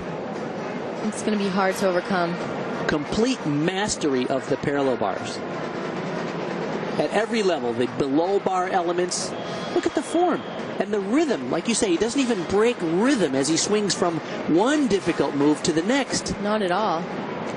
I'm just impressed with the height he gets off the bar. Is it possible to keep your knees together on that move there from the upper arm? Because you're so interested in generating rotation that most gymnasts pull their knees apart a little bit. 6-9 the difficulty. 16-4-5. Wow. What can you say? That's 16-4-5. Already puts him 0.35 over our second place ranking so far. Well, this is a guy who has beaten him in the past. Valery Goncharov of Ukraine, 29-year-old from Kharkov. He is the reigning Olympic champion on the parallel bars, and I might say some felt was a controversial Olympic gold performance in Athens.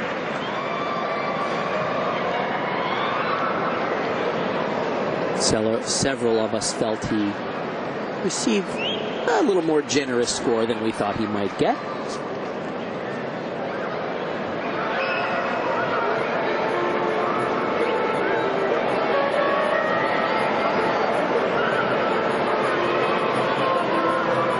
Nice technique. Beautiful double pike. This guy's more of a longer body type, so his long lines. Oh, little form break there in the knees on the double back. Oh! Now he's going for a very difficult exercise, but not quite as sharp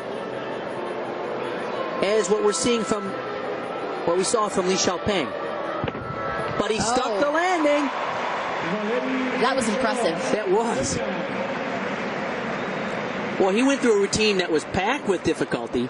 You pointed out some important form breaks. We'll see how severe the judges deduct.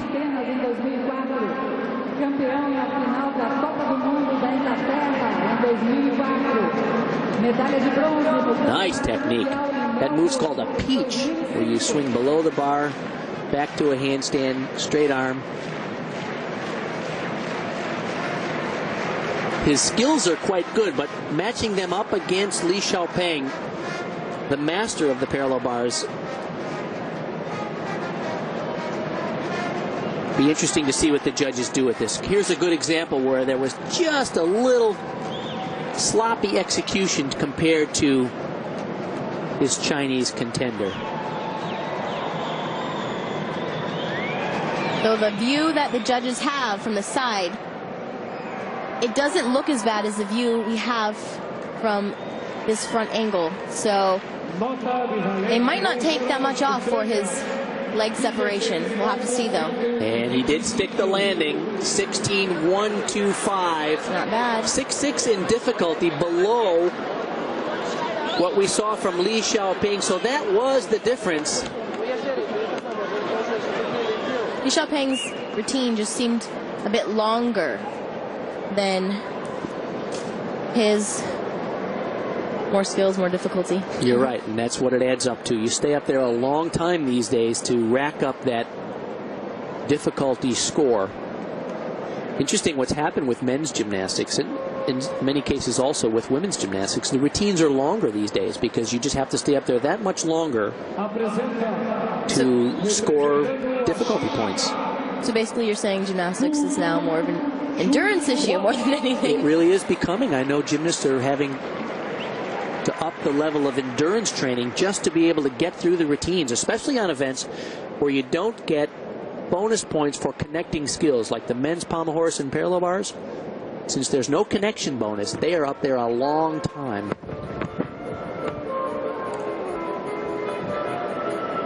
Huang Shu from China, 27-year-old from Beijing. Nice double back.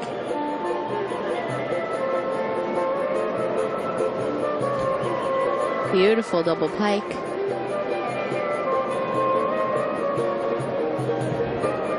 Nice double back again. You just keep going, huh?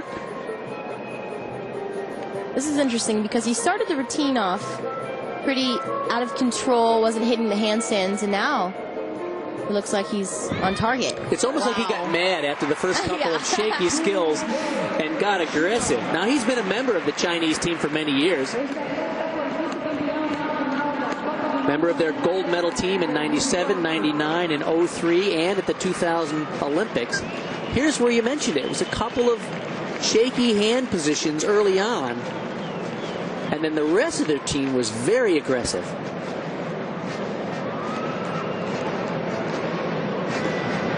We thought we might see him at this year's World Championships in Denmark, but he withdrew because of a chest injury just before the competition.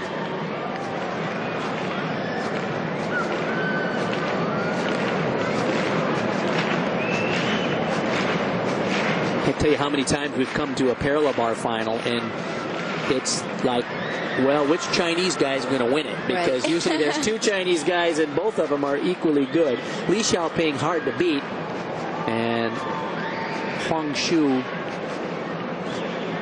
just a little shaky on a couple of his early moves. This mount was amazing, though. It's great height off the side and nails the landing. 16.35. Wow. A tenth of a point behind his teammate, Li Xiaoping. Same level of difficulty in that exercise.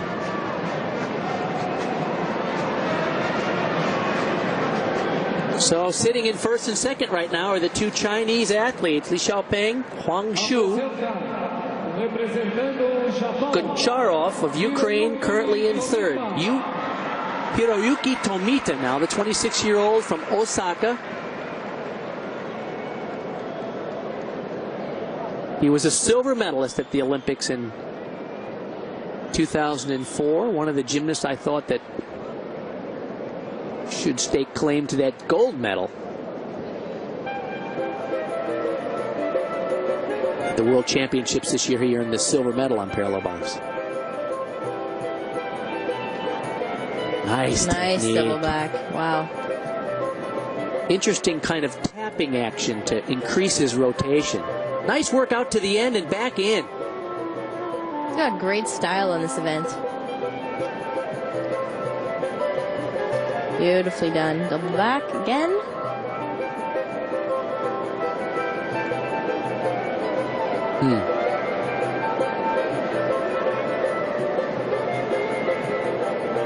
Oh. Up half to handstand. Loses the lower back a little bit in. Oh, no. It was all going pretty well. That big step forward is going to cost him a lot. Not only in the deduction, but in the impression of the whole performance. I agree. And you mentioned earlier about the length of the routines. He might have just run out of gas a little bit at the end because he was pretty sharp at the beginning and then a little loose in the lower back through his last couple of skills. And as you say, that's the last thing the judges see. when you start to get tired, that's the first thing that goes, your back. It's the core of your body. And it really just takes one split of a second of lack of concentration, trying to catch your breath, in order to recharge for the dismount. And little mistakes like that add up. Tomita, the world all-around champion formerly, and a very balanced gymnast. He's just good everywhere. And the World Cup final is really, in many cases, a validation of who are the best specialists in the world. So guys like Goncharov from Ukraine, you rarely see them compete in other events. So to be a good, balanced, all-around gymnast and yet to be also a contender in the World Cup final, which is essentially for specialists, people like Marian Dragulescu doing vault and floor, is a testament to just how good he is.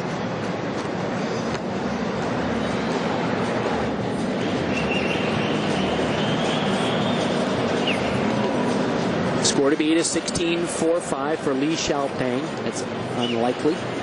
Huang Xu from China with a 16.35 is in second. Goncharov of Ukraine, 16.125, is in third.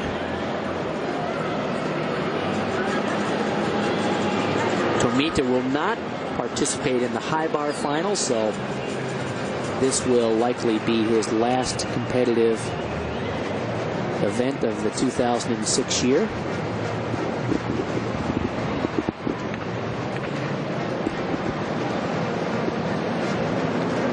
Uh-oh, they're on the phone.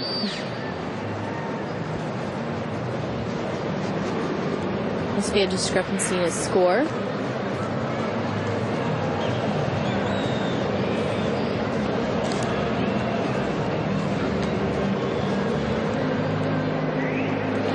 Tomita was the silver medalist at the all-around at the World Championships this year. He won the previous year in Melbourne, Australia. This year it was Chinese Yang Wei who won the gold medal.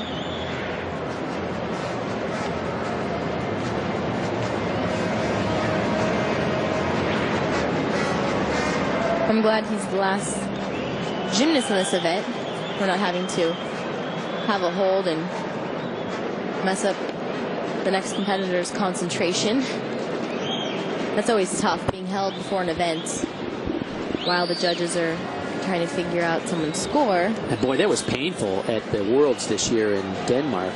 Some of those scores took 8-10 minutes to get calculated, didn't they?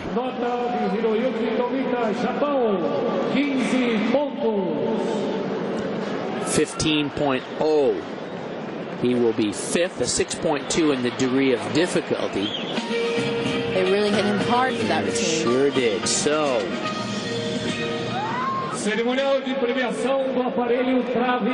here are the final standings, and as can be predicted, China 1 and 2. Li Xiaopeng gets the gold, Huang Xu the silver, and the reigning Olympic champion Valery Goncharov will earn the bronze. Kucherat from France, proud of his performance, but by 25 thousandths of a point, misses out on a podium finish.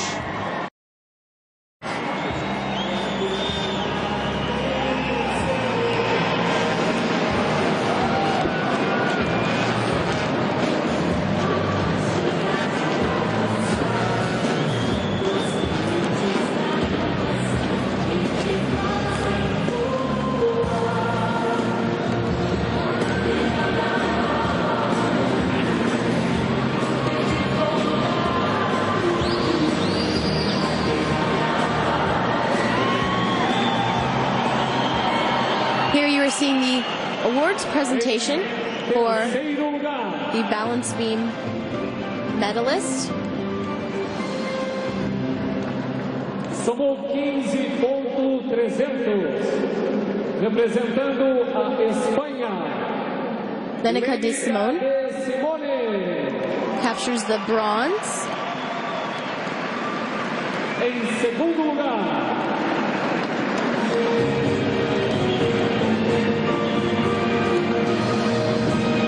com 15.300,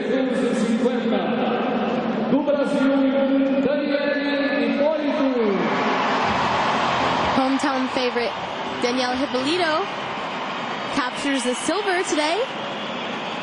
And you hear the crowd going wild for that one.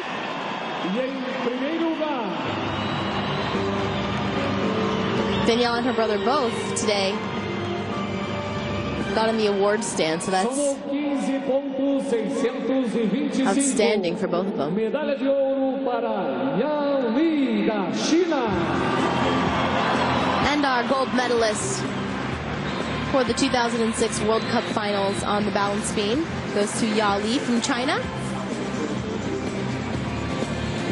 Convidamos o senhor André Vesdula, secretário-geral da Federação Internacional de Ginástica, para entregar a medalha ao primeiro colocado.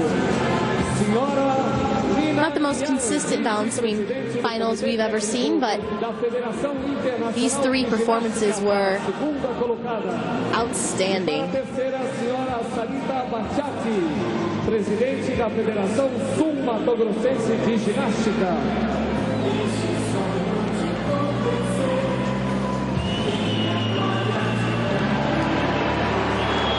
There you have it. China 1, Brazil 2, Spain 3.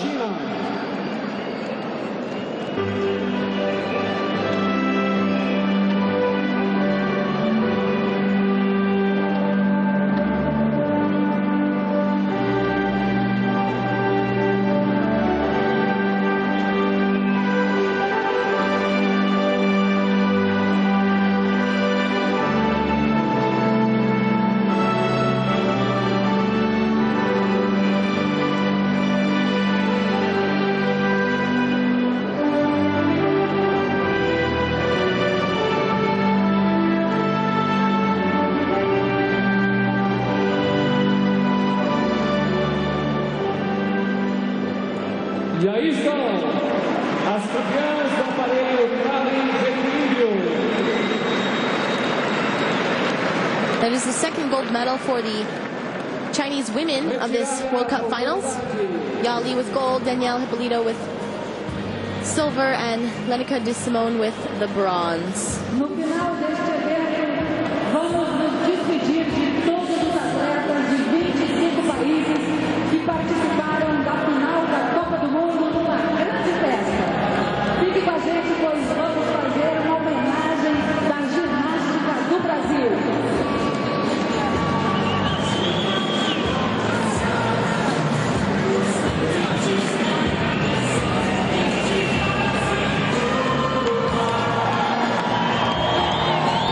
If you're just tuning in, you are watching live coverage of the 2006 World Cup Finals in Sao Paulo, Brazil.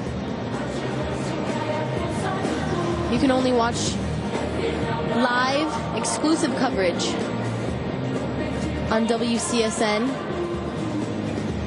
home of world champions.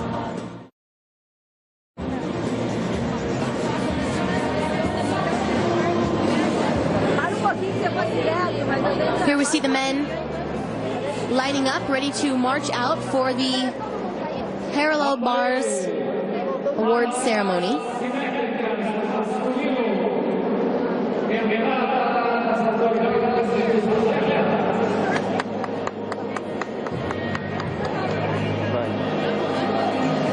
There you have it. Your medalist for the parallel bars. China with the gold and silver.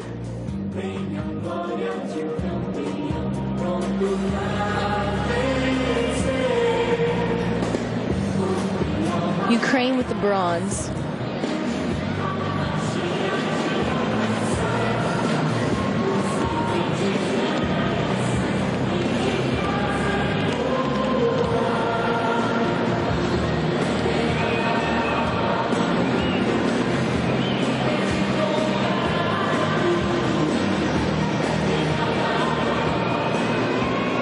Aparelho barras paralelas simétricas.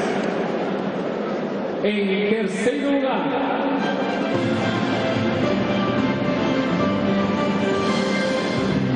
com a nota 16.125, representando a Ucrânia, Valery Goncharov. There we have it. Larry Goncharov with the bronze for his fantastic performance on the parallel bars. Somou 16.350, representando a China, Xu Huang. Xu Huang from China with the silver. E em primeiro lugar,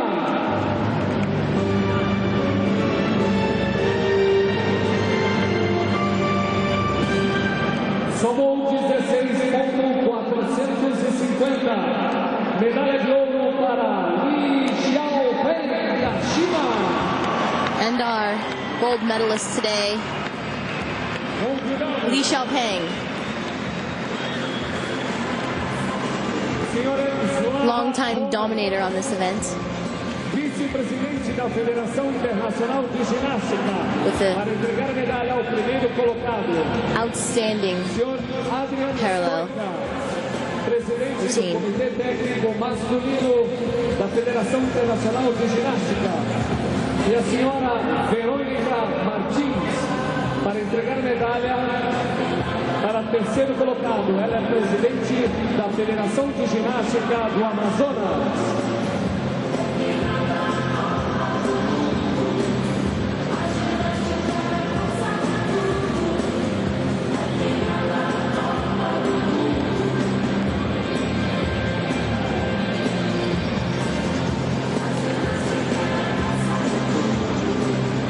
Convidamos a todos para ouvirmos o hino nacional da República Popular. We will lay out for the Chinese national anthem.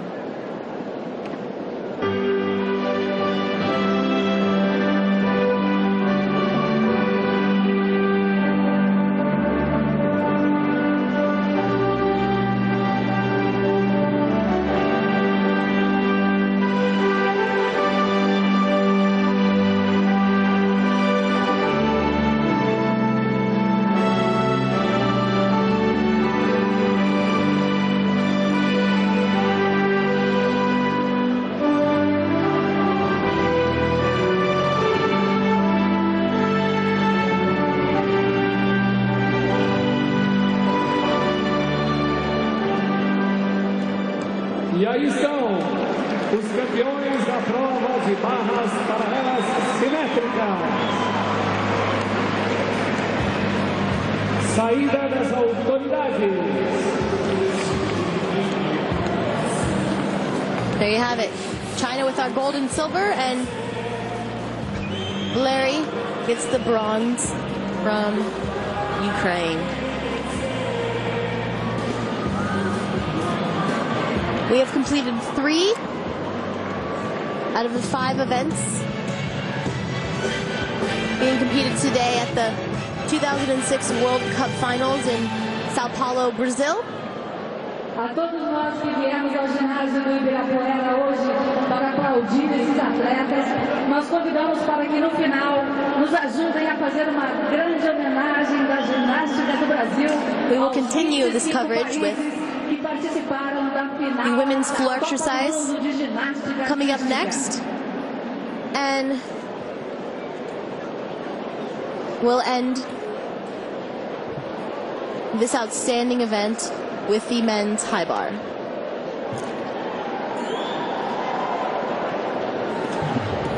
Conquistas exigem ginástica, conquistas exigem ginástica. Ter sonho na cabeça e investir para que aconteça.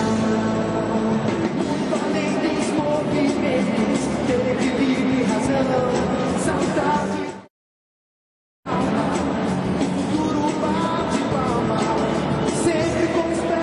All right, ready now for the apparatus finals.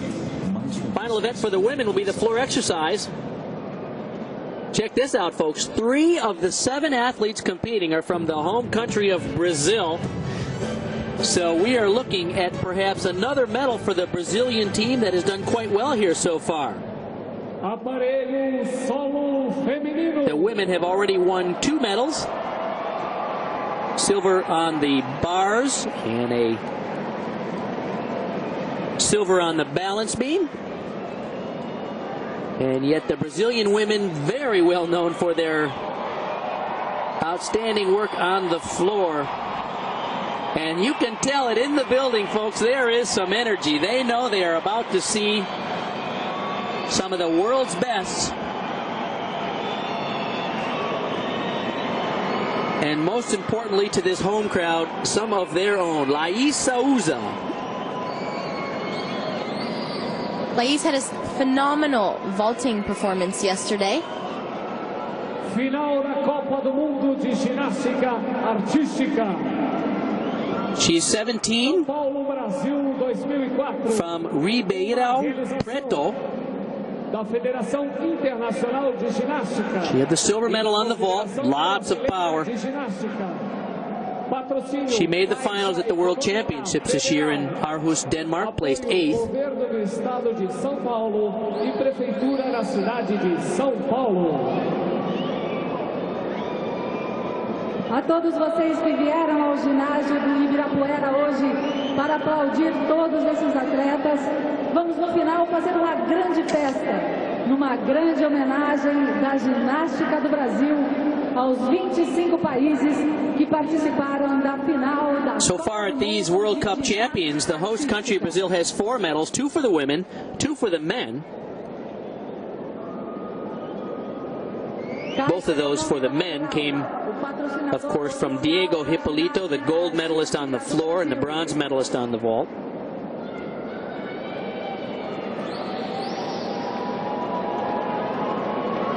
Souza earned the silver in the vault. Aparelho solo feminino apresenta. And Danielle Hipólito, the silver on the balance beam. Here we go, folks.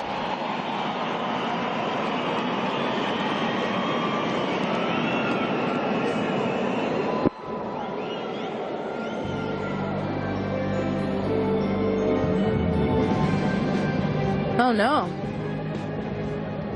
Looks as though either they put the wrong music on or volume wasn't up or they didn't start the music at the beginning. Wow. There we go. There we go. She goes, hey folks, turn it up.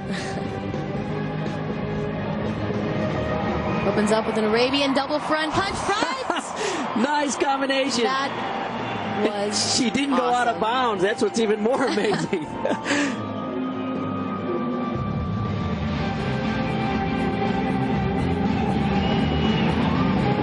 Full in. Very nicely done. And effortless for her. She has so much power. After watching her on vault yesterday, Bart, I knew we were in for a treat. You know, there's certain things about some gymnasts that fast twitch muscle fiber. You either have it or you don't. And boy, does she have it in spades. Round up the handspring full and a half to a double twist. Nice combination middle pass. That is now required in the new code of points.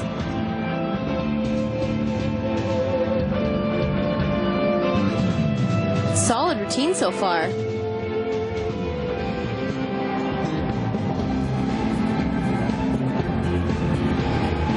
Getting set for her 4th pass. Beautiful double pike to finish it out. That was a solid routine. And the crowd goes wild.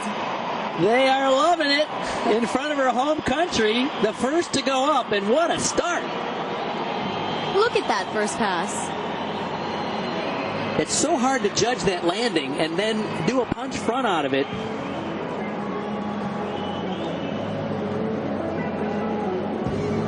One and a half to her double twist.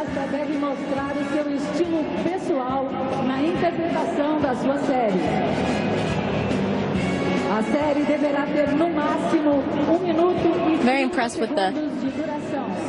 amplitude she gets for the double pike on the last pass. Primeiro movimento e deve terminar junto com a música. A lot of times gymnasts are winded on the last pass, but she Well, she barely grabs her knees there. She could probably do a double twisting double back in that spot.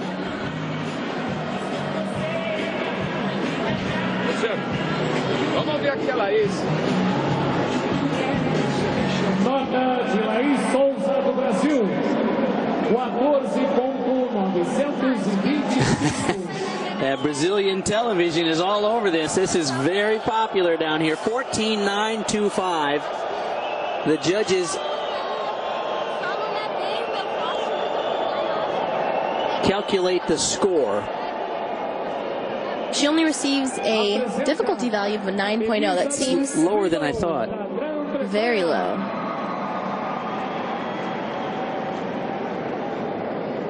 Next up, Beth Tweddle.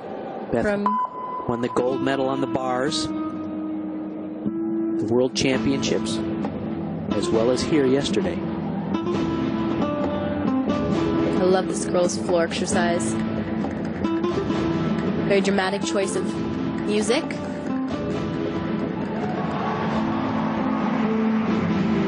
Great opening pass.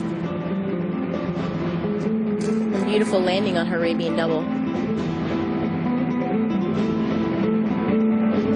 Tweddle's 21, was born in Johannesburg, South Africa. Arabian double pike for her second pass. Nice. She lives in Liverpool now. That was huge.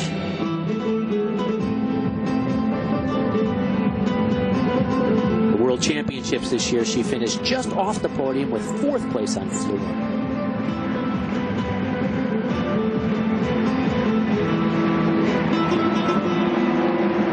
Beth has had a phenomenal year with earning the gold medal at the World Championships on even bars and winning 2 more consecutive gold medals on the uneven bars since in World Cup competitions.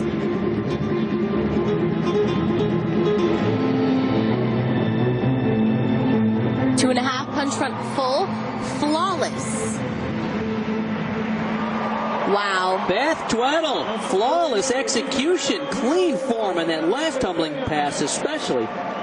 Wow. Known for her precise work on the bars, but she is a very balanced all-around gymnast. Look at that. It's like a cakewalk to her.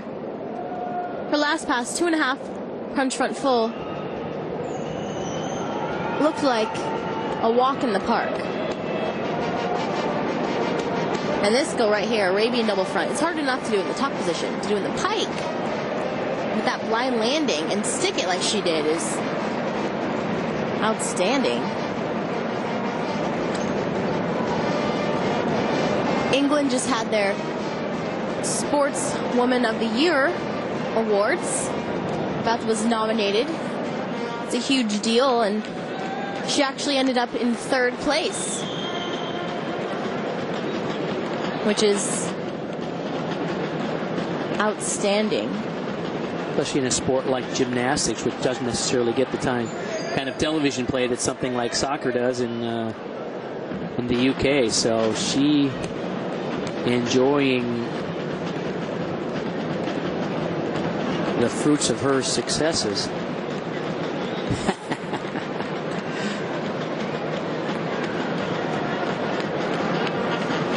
Many of these gymnasts in that mid-Olympic cycle, some of them wondering whether they're going to stick around for 2 more years and shoot for the Beijing Olympics. I expect Beth Tweddle to be there. 15.261 was her difficulty value.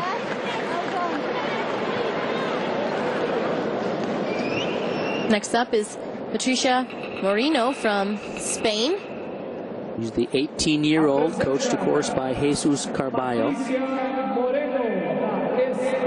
She was the first Spanish woman to win an Olympic medal in artistic gymnastics. She won a bronze medal at the Olympics in Athens on floor. Whip, whip to pike full in. Great amplitude, but little uncontrolled landing. It's going to cost her 10. Triple twist. Beautiful triple twist.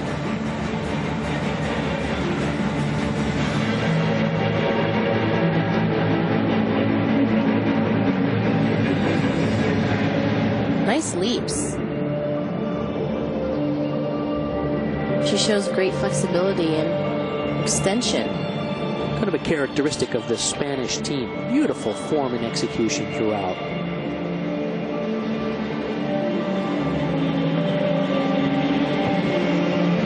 Two and a half punch front layout.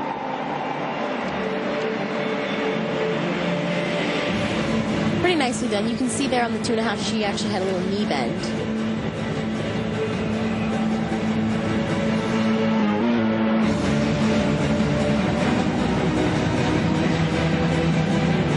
Double full for her side pass. The new code of points requires the women to have a side pass or a combination pass in there. That's... Oh no! Isn't that unfortunate? Looks like she runs out of steam at the end. Doesn't quite get the quickness she needs on the round. If I can spring to get into that double pike and cannot get off the floor high enough to get it around. Nice triple twist. That's the downside of doing too many tumbling passes. By the time she finally got to her last tumbling pass, she was out of gas. The others were quite good.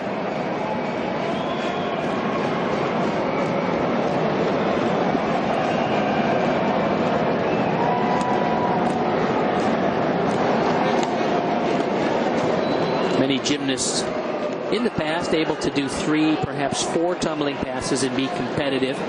Now we have to do 4 and perhaps 5 tumbling passes at the international level to rack up enough difficulty points. That means, once again, it's about endurance. He clearly has the technique, just ran out of energy.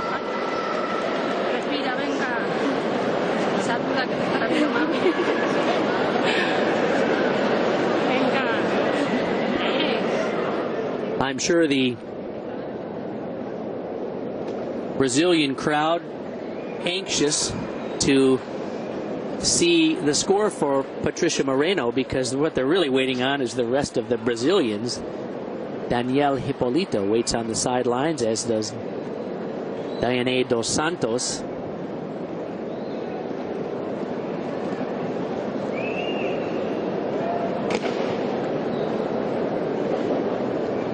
Danielle earlier earned a silver on the balance beam, so hopefully she can pull out another medal in her upcoming floor performance. We will see as soon as we get the score for Patricia Moreno. You hear the crowd clapping in the background. 13.75. 5.8 in terms of difficulty. All right, next up on floor is Danielle Hipólito. First Brazilian gymnast in history to win a medal. She won a silver on floor at the Worlds in Ghent, Belgium in 2001, and boy, that was a watershed moment for the Brazilian team. She's the only gymnast here in 3 finals. Opens up the 2.5 twist punch front full. Very nicely done.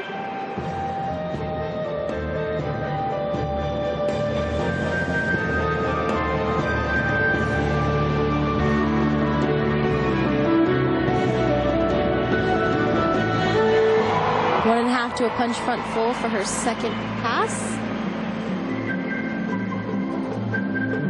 It's a pretty simple second pass, and we're used to gymnasts opening with their first pass, at least with some kind of a double flip. Especially Danielle.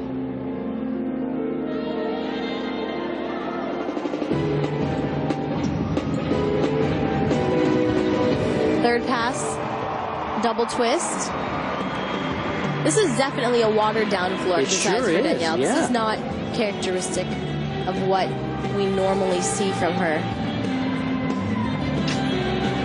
She normally has some of the hardest tumbling on this event. That's right. We haven't seen one double flip yet. Finishes out with a double pike. And you need to demonstrate a double flipping move in the exercise to get full score. So a little bit surprising that she didn't do the most challenging tumbling there. Very surprising. I wonder if there's injury involved with this. Maybe saving the ankles, or it's got to be something. Danielle's 22. Her younger brother, Diego, winner of 2 medals here. The gold in the floor, the bronze on the vault.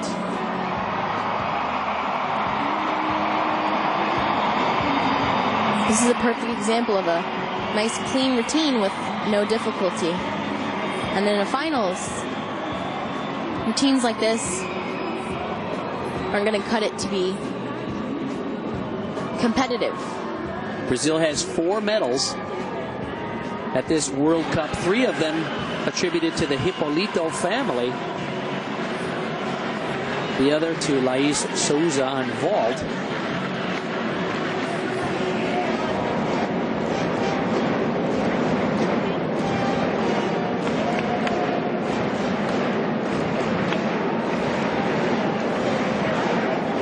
See, their Brazilian fans want to score. Yeah, because they want to see Daiane dos Santos. Now this girl's exciting to watch on She floor. is fun. The 23-year-old. Defending World Cup final champion. Coming up next. After Hipólito earned the silver, 14.75. Moves her into 3rd. Daniela won the silver in 2001. Diane followed up with the gold in 2003 at the World Championships in Anaheim, and boy, that was a highlight of the event. Her floor exercise final electrified the crowd in the Anaheim pond.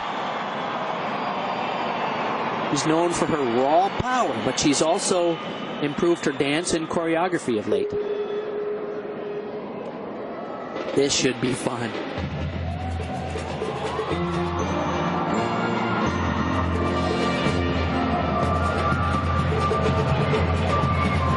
Wow!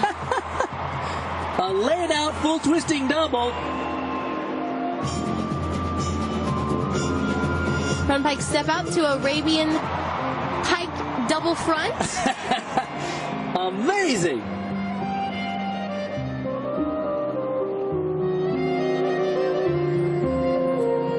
This girl's got illegal springs in her legs. It shouldn't be right to be able to get that high in the air. It really shouldn't. Look at her torsion. I literally could have walked under her. And she still would have been 2 feet above my head. We're not done yet. Double layout. Oh, double layout for the 3rd pass. Unbelievable power. She's got so much power, she just bounces out of it. She's 23. She didn't begin gymnastics till she was 11.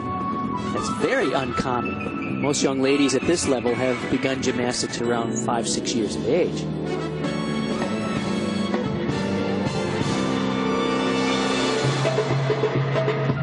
Well, when gymnastics is over for DNA, you know, there's a future in high jumping and track.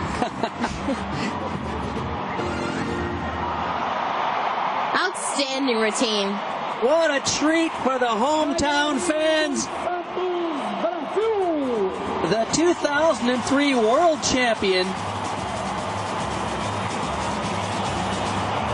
We are looking at another medal for Brazil. That is guaranteed. Outstanding.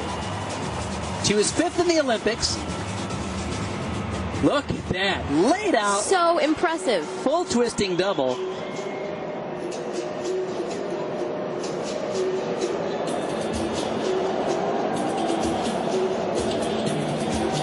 The World Championships this year in Denmark, she was 4th, finished just off the podium. So light on her feet.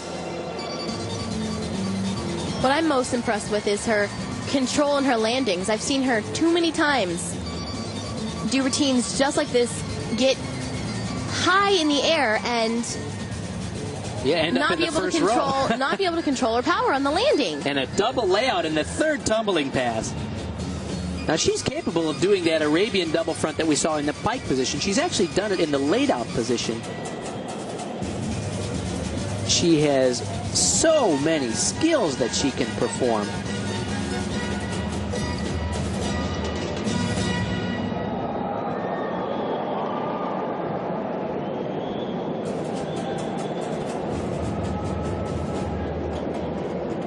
What a treat for the hometown fans. Expect a big score. She had the difficulty in the tumbling for sure. Improved dance and choreography. The leaps are outstanding.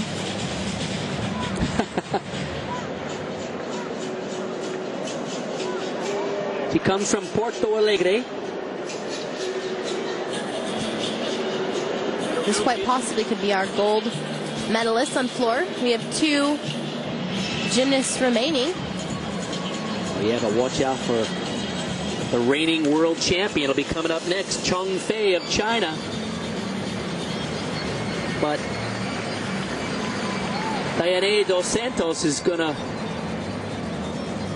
put a little pressure on Cheng Fei. You're going to have to be good to beat that.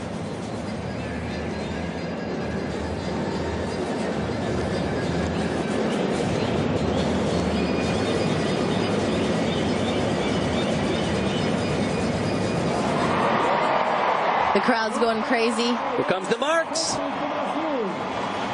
15-6, 6.3 in difficulty. Without question, she goes into the lead.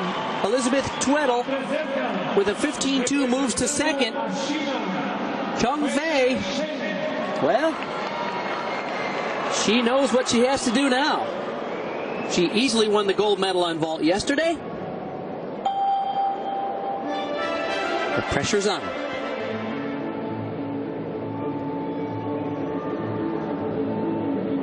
Here she goes for her first pass.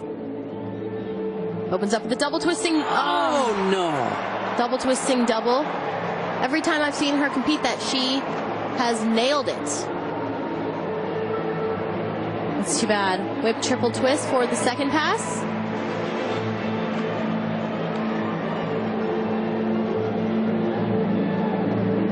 You hear a buzz in the arena. That's because they know that the current world champion with that fall almost guarantees that Diana Dos Santos will win here, because the final performer to go will be Yelena Zamolodchikova of Russia, who is unlikely a gold medal contender.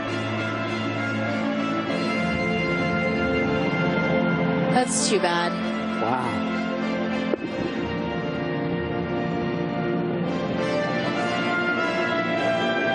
Cheng Fei really does have the complete package on this event. And look at the years she's had. The World Cup in Lyon first, World Cup in Shanghai first, the World Championships first, just recently the Asian Games first place. Finishes off with a 2.5 twist. Well, we're going to see a lot more from this 18-year-old Cheng Fei.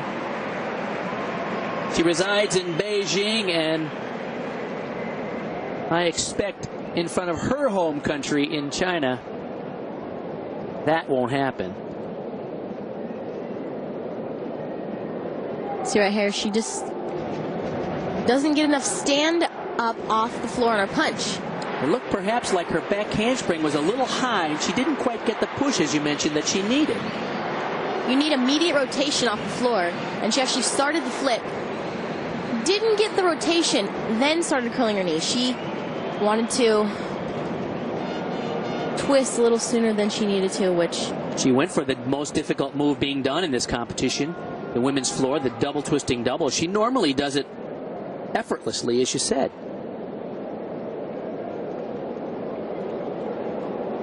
But you know, when you do a high back handspring, it's game over, isn't it? There's really not a lot you can do to save it. Not with this skill, because she's not grabbing her legs on anything to pull her around. Right. So it's her against gravity.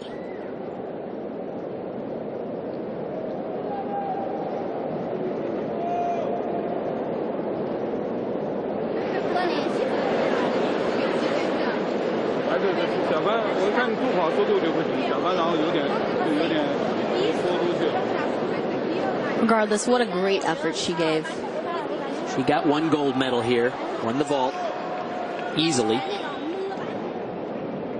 Easily, without even putting her signature 2.5 twisting Yurchenko up.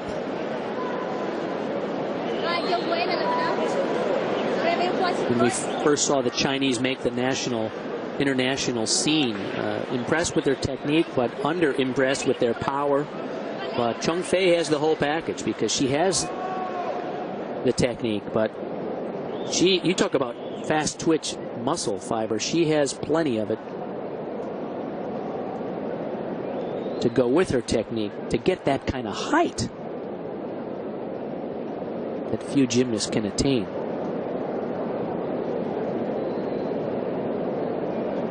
Her tumbling reminds me of the Chinese men. Flawless. 14.625. 6.2.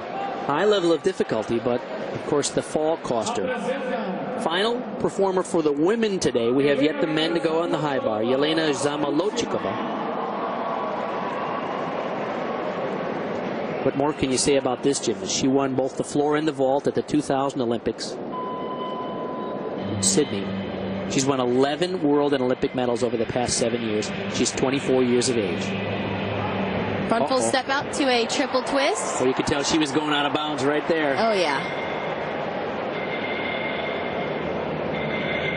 She's very aggressive. Not known for her elegance and grace, but for her power, yes. Full twisting double back for a second pass. Nicely done.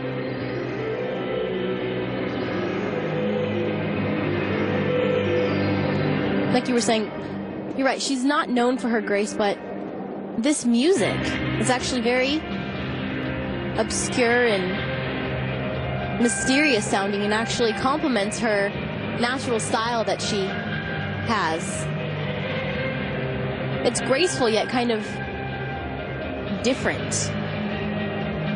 There's a dark side to it.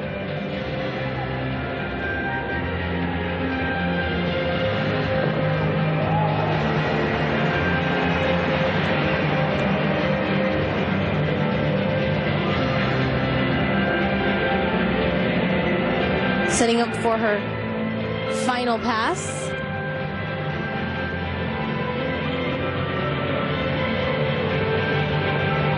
Double pike lands extremely close to the line, but manages to stay in. Nice job for Elena. Not quite enough to overcome DNA Dos Santos' outstanding floor performance, but maybe enough to medal. She at 24 is really a mainstay on this World Cup circuit. I mean, she travels all over the world to these events in Glasgow, Germany, China, South America. It doesn't matter. She is essentially a professional gymnast. For about the last 5 years, that's all she does is compete for the Russian team as well as in these World Cup series of events. Very popular on the circuit. Imagine that she won the Olympics 6 years ago, and yet she still is in there fighting for medals. We're in a new era where these gymnasts are competing longer because they can specialize and because, to be honest, there's some prize money available.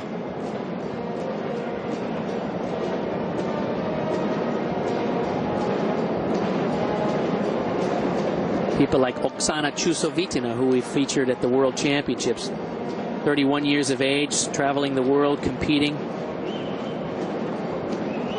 making a pretty respectable living, doing what they love to do. And of course, as you can see, she is still enormously popular on the gymnastics circuit. Ironically, as it sounds, Chusovitina, to me, looks like she's in the best shape physically and gymnastically I've ever seen her. I don't know how she gets it done. at the age she is, but man, so commendable.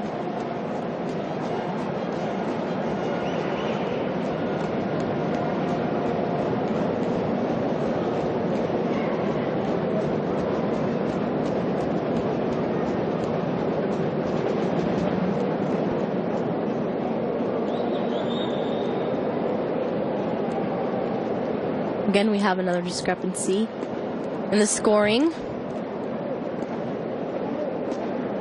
The head of the International Gymnastics Federation is here, Bruno Grande. He said the other day in the press that he was also frustrated at how long it took for the judges to calculate the scores at the most recent World Championships, and so they are entertaining new ideas of training so that the judges can get the scores computed quicker. In reality, they came up with a system that is so complex that you have to be Einstein to be able to calculate these final scores. Seems like an oxymoron to me. You want them to calculate fast, but you made it harder. But you want to make it so complicated that it's near impossible to complicate without taking 5 minutes. And the rationale behind it, of course, was they needed a better tool with which to separate good routines from great routines. And so this whole scoring system, rather controversial because there's no longer the perfect 10. There's what they call this open-ended scoring system. And I think in theory, the open-ended system can work, although I'm sort of the old school. I like to think that they could still have retained the perfect 10 as the symbol and as the brand of gymnastics, and yet still improved the former scoring system. 14.525, Zamolochikova. So you feel the excitement in the building. That's because, look at that. Diane Dos Santos, by 0.4 of a point, will get the gold. Beth Tweddle, the silver, and Souza, the bronze. Hippolito, fourth. All right, quickly to the last event of this 2006 World Cup Championship, men's high bar. We are in for a ride. Fabian Hambuchen of Germany, first to go. The best in the world are all here.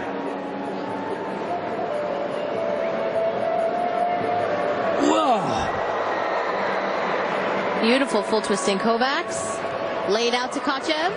Straddle to Tkachev.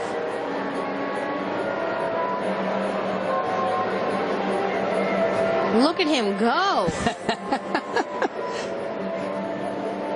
Finalist in the high bar at the Olympics, took 7th place.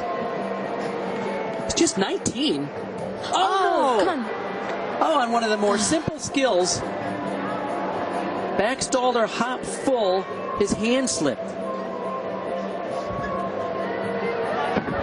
Oh, that's double unfortunate. Twisting double with a stick. That's unfortunate, but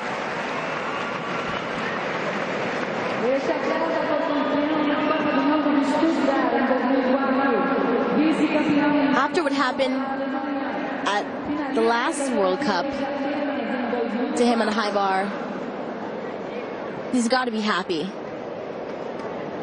He came down with a very scary fall. Tweaked his back a little bit after missing a huge release. Looks like he took that release out of his routine. Can't blame him. Can't blame him, but still has a tremendous amount of difficulty.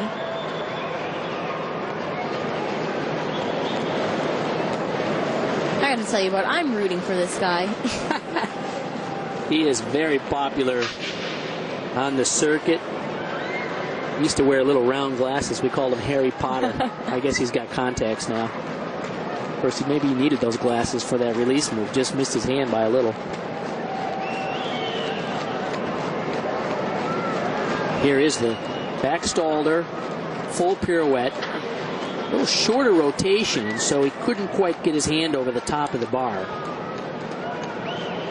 Still manages to get his hand back on the bar and continue the routine. We'll have to wait and see how much the judges will deduct for that mistake.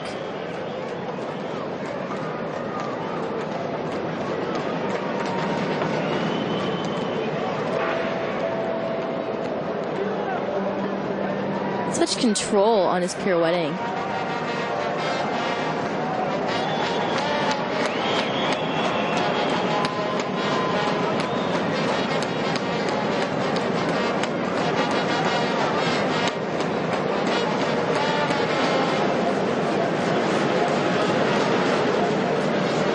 Hamlukin sitting waiting his score. 15-2-2-5, 6-0 the degree of difficulty. You're going to have to be near perfect to walk away with a medal with this really deep field, which includes world and Olympic champions. Aljaž Pegan, the 32-year-old. How about that from Ljubljana? The oldest competitor here in Sao Paulo. Won the World Championships in 2005. He has World Championship results going all the way back to 1994. He was 6th.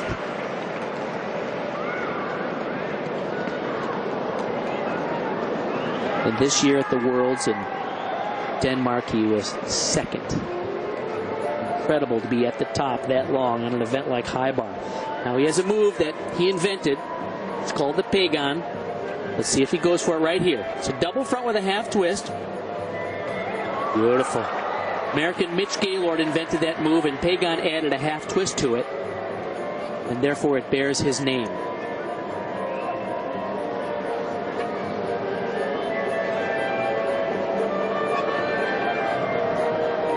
Beautiful pirouetting and stolder work. Look at that.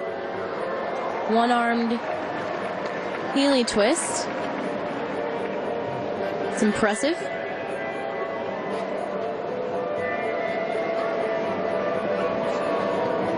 Triple back for the dismount. Fantastic routine. He makes that so easily. Usually you know when they're winding up for the dismount. I virtually could not tell he was going for his dismount. He makes it look that easy. See the arms twisted. That type of skill is a requirement. Called an L grip. In-bar skills like those are things the judges are looking for. Combinations of skills. This is an event where you can earn bonus points for connecting one difficult skill with the other. You notice his really good tight angles of those leather hand guards that the gymnasts use, with 3 finger holes and what they call a dowel rod just out there by the end of the fingers, which provide a little bit of a mechanical advantage and allow them to hang on. And you're right, he didn't really crank up for that triple. Not at all. And it was easy. Very complex routine. Wow. 6.3 in difficulty, ends up with a 15.775. That's the mark to beat. And here's a guy who just might be able to do it. 2-time world and 3-time European champion from Greece, Vlasios Maras, the 23-year-old from Athens. He's also going to do the same move, the Pegan, in his routine.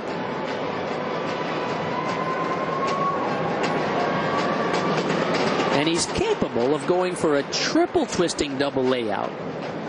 Sometimes it happens so fast you're not even sure he made 3 twists. It looks a lot like the double twisting double layout. Let's see what he goes for today. At the World Championships 2006, he was 3rd.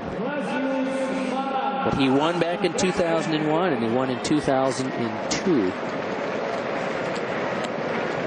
The Worlds.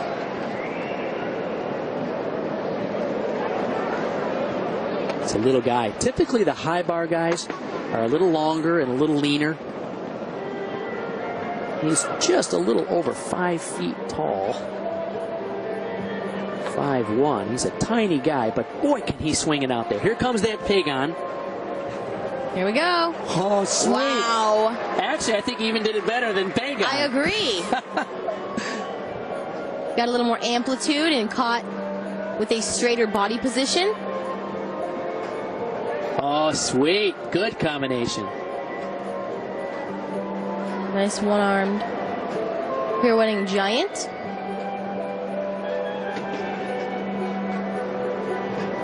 All right, let's see what he goes for with the dismount.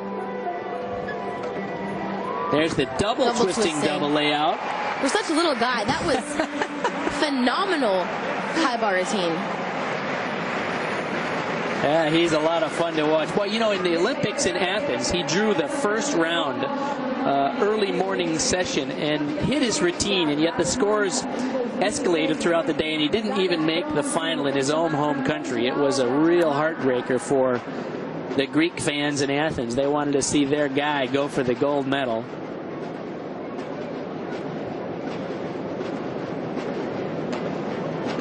Complex routine. You can see there he has great flexibility, and his L grip giant stays nice and stretched and long. Great natural swing from him. Yeah, there's a rhythm to it that really works, right? Yeah, it looks as though it's effortless. Some guys out there, they look as though they're really working hard to force the swing and tap, and he just looks like it's so natural.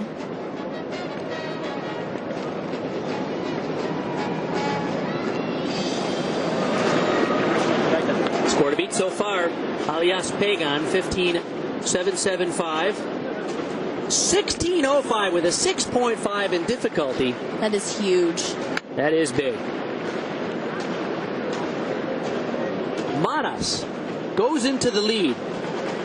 But guess what? The reigning world champion's coming up. Boy, you talk about a deep field of competition. 25-year-old Philip Rizzo. Born in Sydney, lives and trains in Canberra, Australia, where their national training center is. He's the first Australian gymnast to win a medal at the World Championships. 2001, he won the silver behind Maras. But this year in Aarhus, he won the gold. First ever for Australia at the World Championships.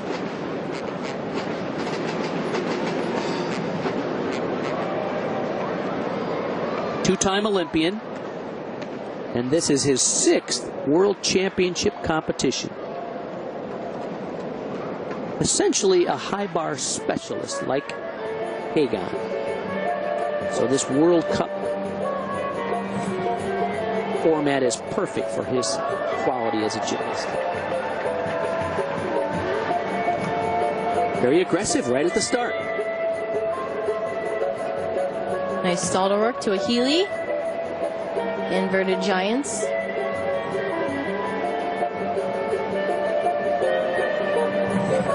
Oh, this is a tough combination. Wow.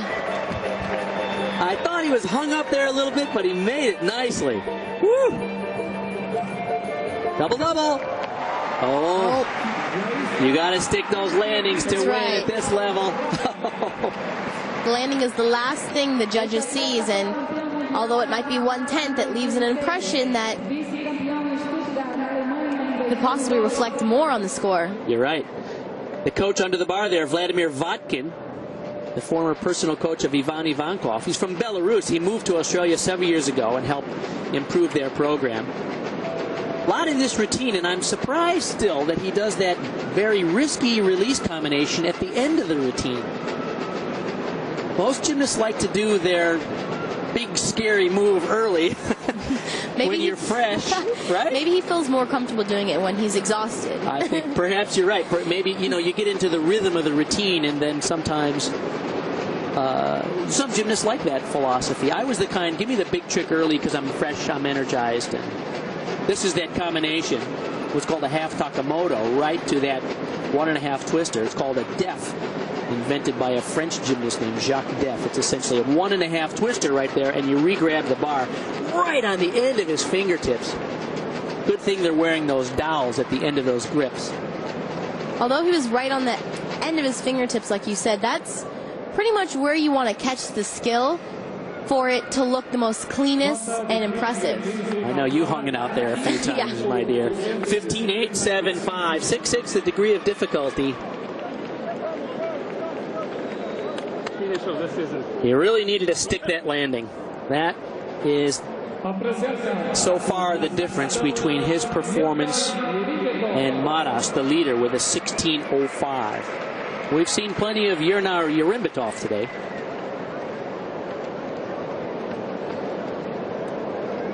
Three finals. From Kazakhstan, his wife Nadira is a former national team member from Kazakhstan, and they have a 3-year-old son named Malik.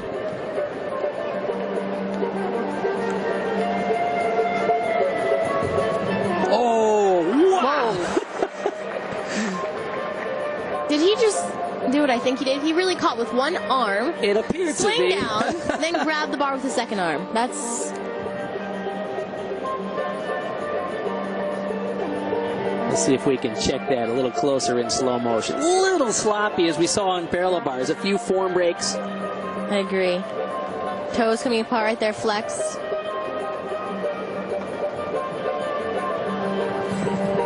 Ooh. Double twisting double.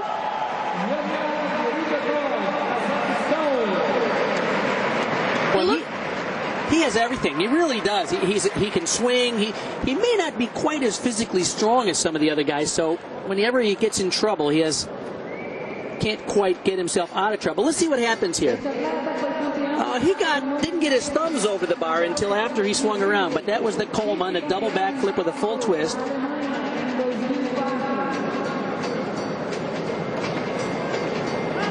Excellent tight angle of just how complex these twisting, what they call L-grip moves are. You do those in combination to earn bonus points.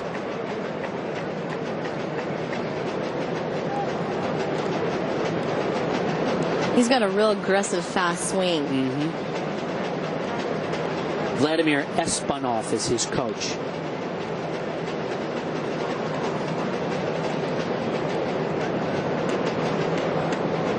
I like the technique on that dismount. It's a double layout with a double twist, and he does most of the twisting in the second flip. It's kind of a double full out. Beautiful technique to be able to wait that long and then wrap the twist. 15.225 in fourth place. He will not make the podium today.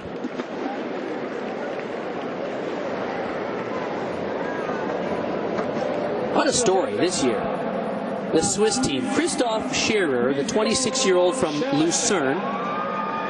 It's coached by Nicușor Pascu, a Romanian who now lives in Switzerland and has helped build their program. This is his best event. He did not compete in Aarhus at the World Championships, but Switzerland had a historic performance, making it to the team final and finishing 8th.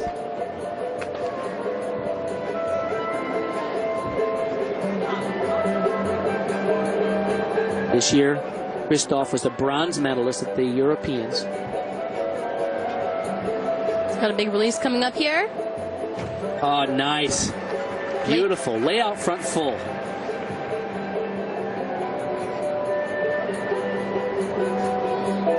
It's got a nice routine, but it's not quite hitting the handstands on the pirouetting like he should. You see, every time he completes a twist, it's quite a bit from the handstand at the top. And all of the skills in his routine are coming from these sort of pirouetting skills, except that one release move. A rather unbalanced routine. It was all twisting, pirouetting skills. Now, you point out an interesting difference, because in women's judging, the women crucify you if you don't hit the handstand. In men's judging, they're a lot more lax. If you go past the handstand on a pirouetting skill, you might incur a slight deduction, but it's not required. But in women's gymnastics, they are much more focused on making sure the women hit the handstands on those pirouetting skills. As you say, he's way past the handstand there as he finished that turn. Yeah, he just seems a little bit too far past than we've seen from competitors before him. Only let go of the bar once, but that was a big move. A Jaeger front flip laid out with a full twist.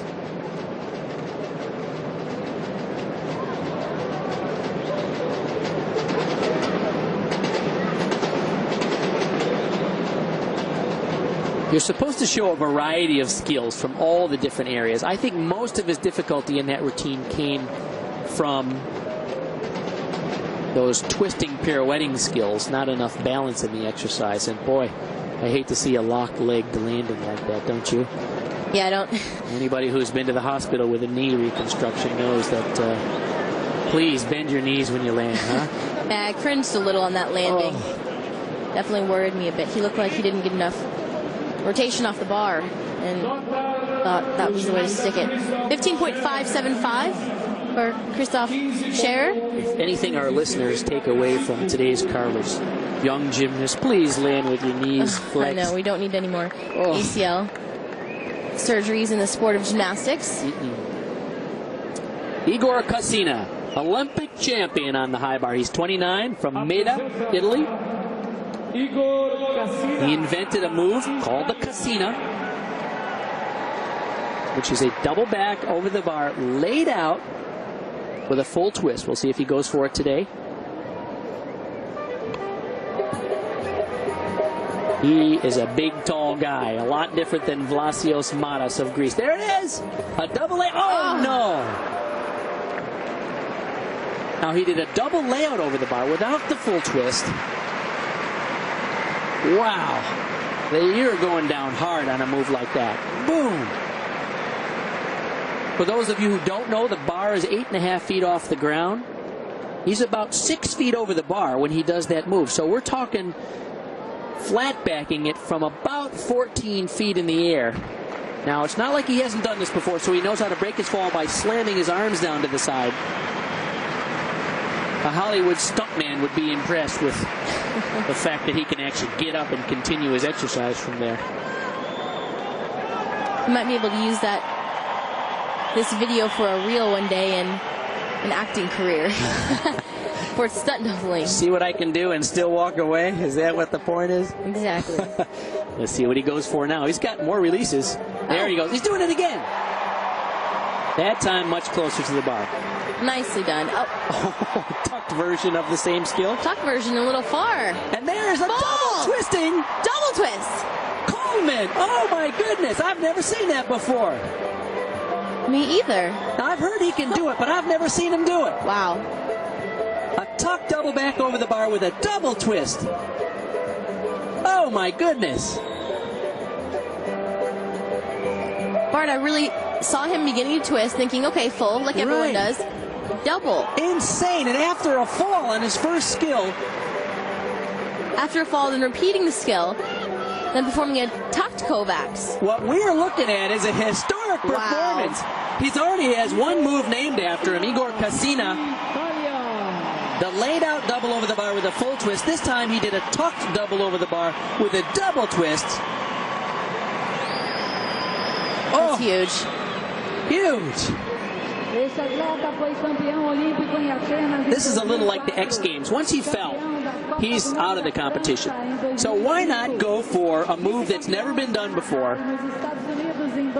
There's no chance that he has to win a medal, but instead he just might go in the history books.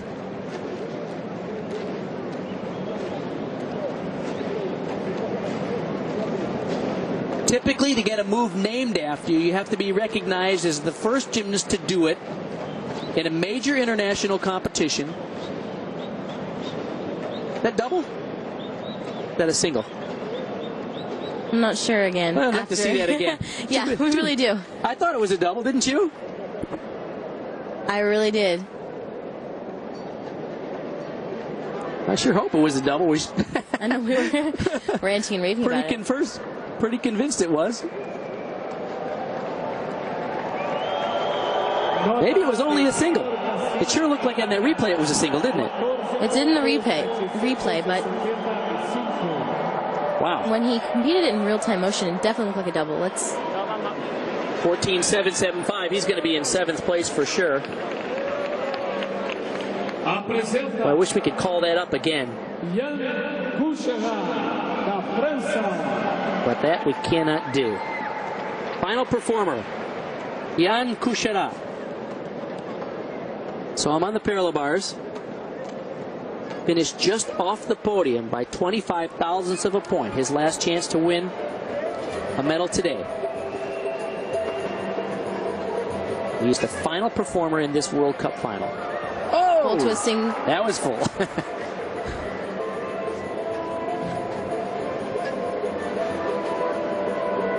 He also was another finger tipper on that catch. Oh. That was interesting. That one was even closer than the full, but couldn't seem to hold on to the Kovacs. Here it goes. Let's see what happened here. It's possible he didn't quite get his dowels over the bar. Maybe we can see it here. No, it looked like he had it. Looks like he had it. It almost looks to me he caught in the wrong angle. Like all of the inertia was going down. Good point. And he had a little bit of a shoulder angle closed. And so it was going to create some whiplash effect. Right. Some weird swing.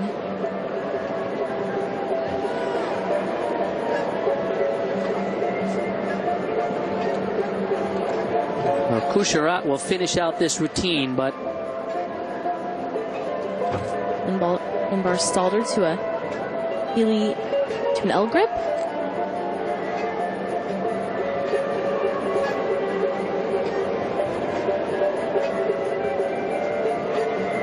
Finishing up with the dismount. Full twisting double layout.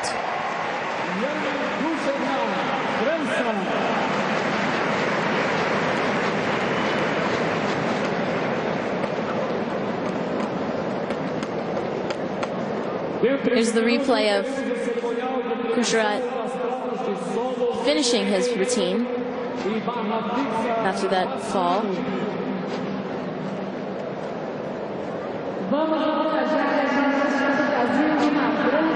There's some really nice pirouetting.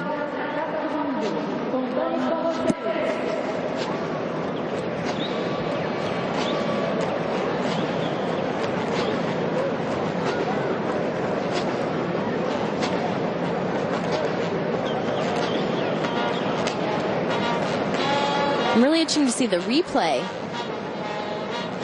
on Casina's.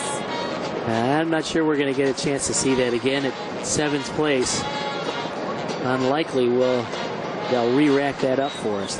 That's too bad. I'd really like to know if that was a double twist. Sure looked like a double twister.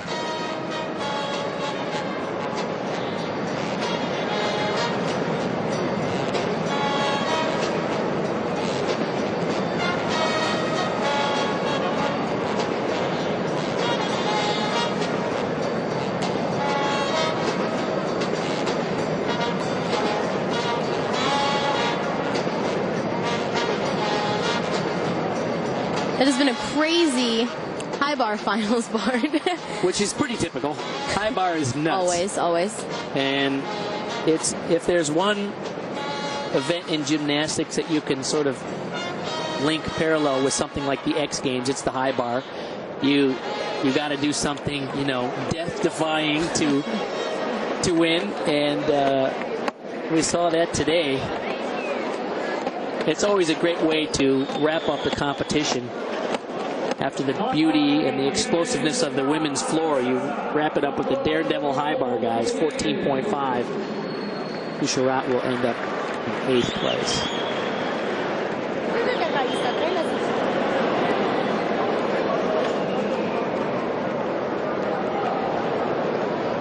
All right, and there's your winners for the high bar. Maras Greece. Rizzo, Australia, and Alias Pagan from Slovenia. The bronze. Well, that completes our competition. Guess what? We're going to get a chance to see this again thanks to the good folks at WCSN. Let's take a look at the rest of Cassina's routine after the fall on his opening move, which is the double layout release. He does it again. That's a tucked one. Full twist. Full twist, but the way he does it, he twists so late. He twists so late, and the second half is so quick. It gives an illusion of a double. You're Tricky, right. tricky man. He fooled us, I got to tell you. Most gymnasts twist much earlier, so it's kind of a half-half. The fact that he twists so late and very crisply, it really looked like a double twister. So, well, we gave him credit for something he almost did. Yeah, he definitely. It's a major illusion because he starts kicking his toes sideways. Right. Then completes the end of the twist late. All right, well, it's time for the awards. At least we cleared that up. I bet he can do a double twister. We'll see that perhaps someday. I bet he can too. From Igor Cassina. I've seen a 1.5 twisting version of that from a gymnast from Stanford University. So, but they fooled us there. I sure thought that was a double twister when it happened in real time. Okay.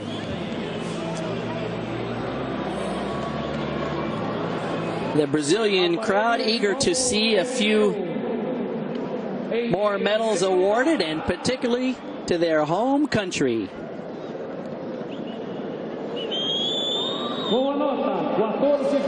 On the floor, the bronze medal goes to Laís Souza.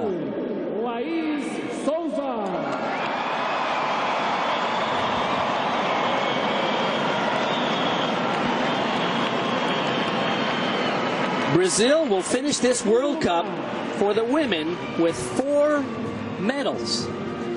For the men with 2. So the host country gets 6 medals for their outstanding work here in Brazil. The silver medal on the floor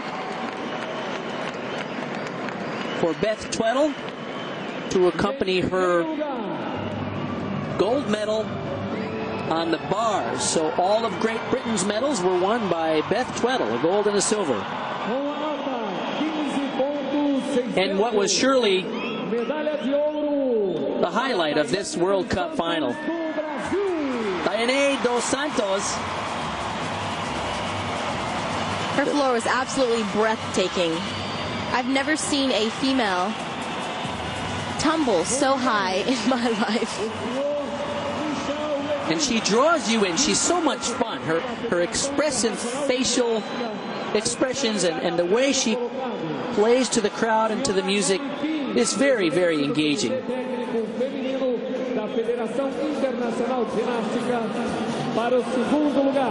She's the kind of athlete you want her to win because she gives so much of herself with a performance, and she seems so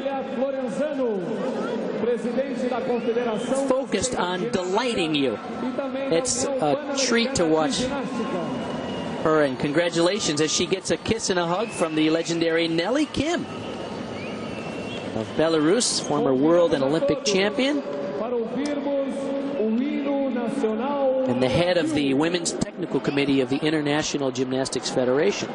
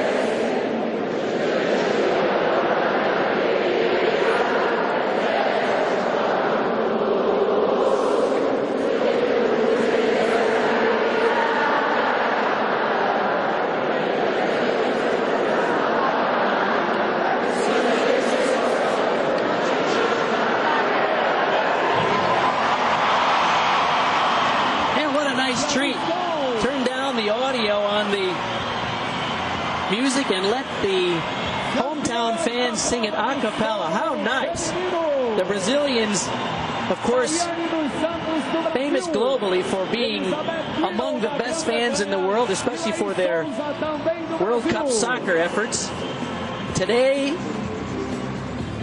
Daiane dos Santos, the shortest competitor on the podium and yet standing the tallest in first place.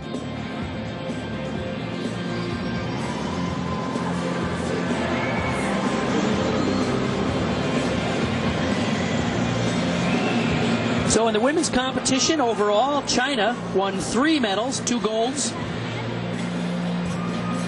the vault and the balance beam, and a silver on the bars. Brazil won 4 medals. That gold medal on the floor, 2 silvers on vault and beam, and 1 bronze medal on the floor. Ukraine won a gold medal. Excuse me, Ukraine won 1 bronze medal on the balance beam. England 2 medals, a gold and a silver, Beth Tweddle. Spain earned 1 bronze medal on the balance beam. Russia 1 bronze medal.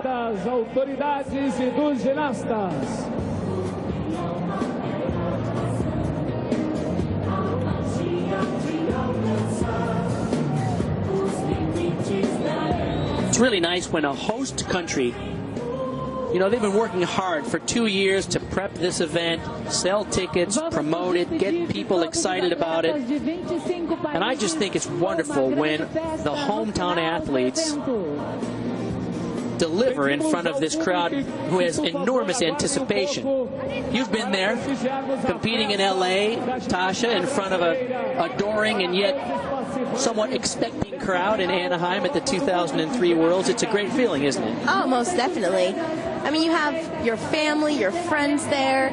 It's all over national television, live. Everyone can watch, and you just are hoping before the meet that everything's going to turn out how you expect it to turn out. And when everything falls into place and you earn those medals and you're on the award stand and your entire country is singing along with you, I mean, it's just the most amazing feeling a gymnast could ever experience. You're right. There's the whole stage is set. Everything's ready. All you do is have to perform, which is also sometimes added pressure, but it is really a thrill. It happened to me in the '84 Olympics with my teammates in Los Angeles. When the story's been written, all the pieces of the puzzle are there.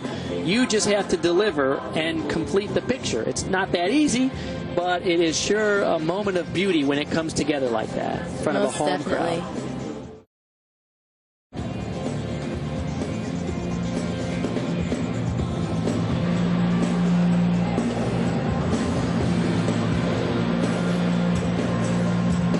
And the final award ceremony will be for the high bar. Let's wrap up the men's competition. The top winner of medals is China with 4. On the pommel horse, they won a gold and a bronze. Parallel bars, they won a gold and a silver. Russia earned 2 medals, a silver on the floor and a silver on the vault. Romania, 2 medals, bronze on the floor and a gold on the vault. Ukraine won 2 medals, a rings silver and a parallel bar bronze. Brazil, 2 medals, the gold on the floor and the bronze on the vault for Diego Hipólito. 1 medal for Hungary. 1 medal, the gold on the rings for Venezuela, Carmona. 1 medal for Italy. 1 for Greece. 1 for Australia and 1 for Slovenia. So several countries enjoying some success at this World Cup final. Com a nota 16.050. Medalha de ouro para Vlasios Maras, da Grécia. Vlasios Maras from Greece. Convidamos o senhor Bruno Grandi, two-time world champion, two-time European champion, three-time European champion. O senhor José Ângelo Miranda, He can add the title of World Cup final gold medalist to his impressive resume on the high bar. Presidente da Federação Paulista de Ginástica. Presenting the gold medal, Mr. Bruno Grandi, the head of the International Gymnastics Federation.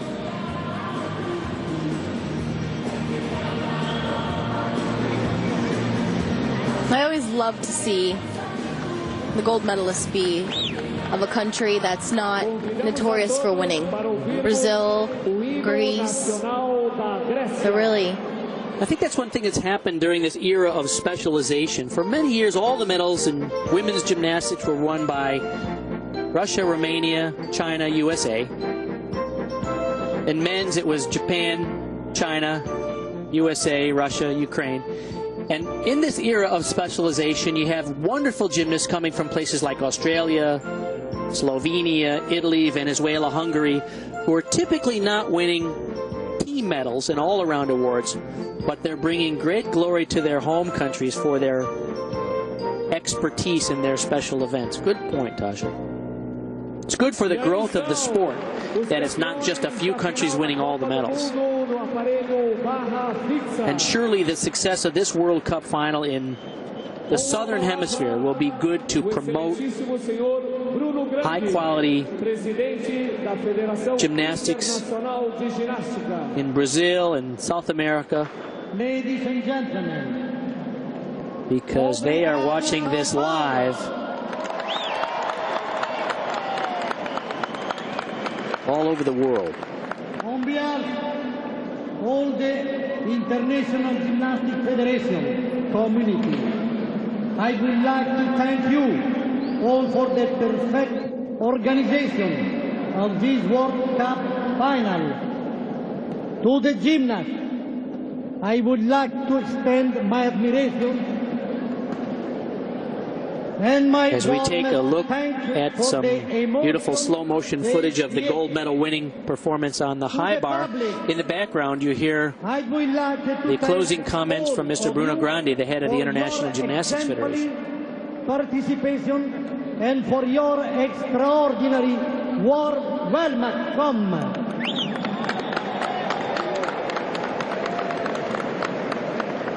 To the local organized committee, I extend my respect for tremendous work. Thank you, Vicelia Florenzano.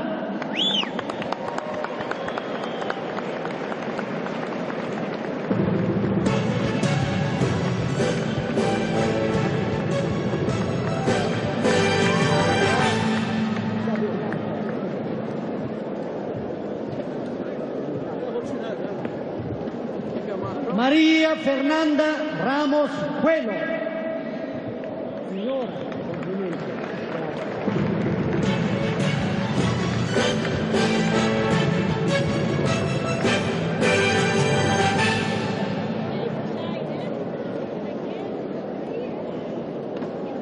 Geraldo Correa Airosa Calvao.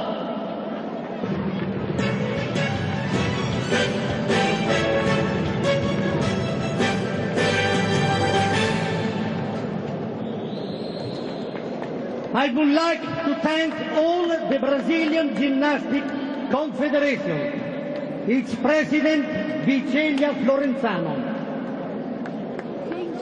and all the wonderful volunteers for their work, patience and attention.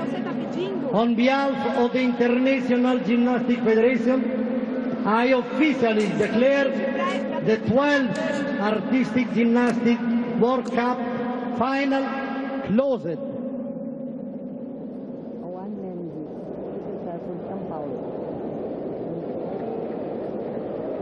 Chiedo scusa, lo dico in italiano, pardon, al segretario del Deporte de San Paolo, grazie. Scusa ancora.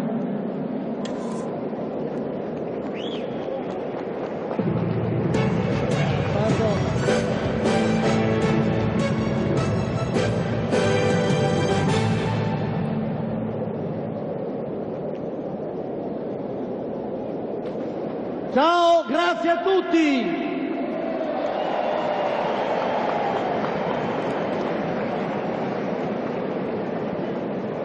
Retirada das autoridades e dos ginastas.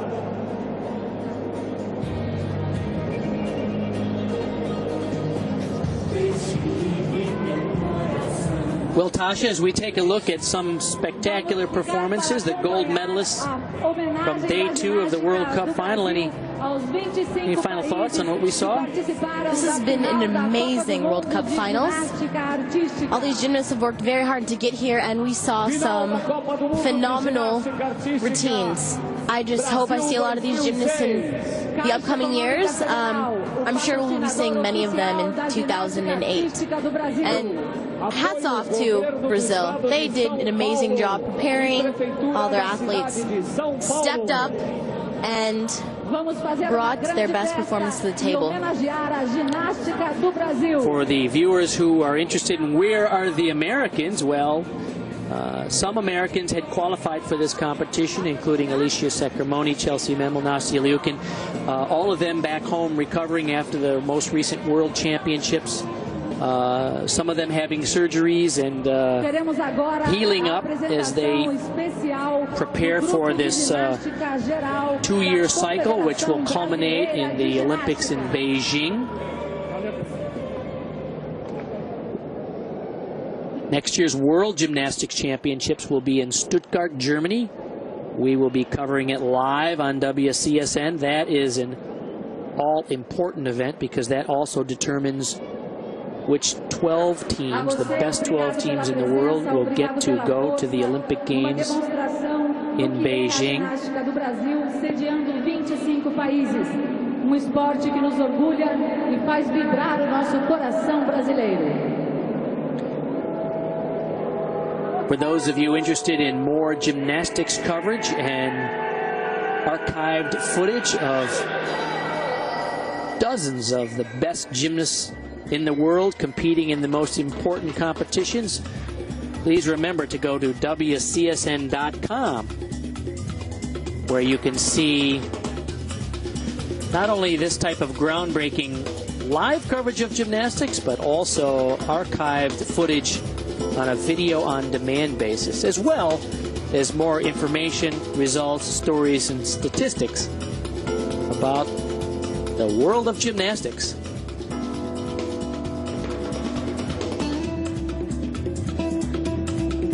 I want to thank especially Amanda Turner from International Gymnast Magazine, who helped provide us with a lot of the statistics and biographical material that we utilize in today's competition. So on behalf of all of us here at WCSN, the World Championships Sports Network, home of the world champions, I'd like to thank my expert announcer, Olympian and world gold medalist Tasha Schweiker. Thanks for joining us. My name is Bart Connor. We're glad you tuned in to the World Cup final. We'll see you next time for more exciting gymnastics on WCSN, the World Championship Sports Network.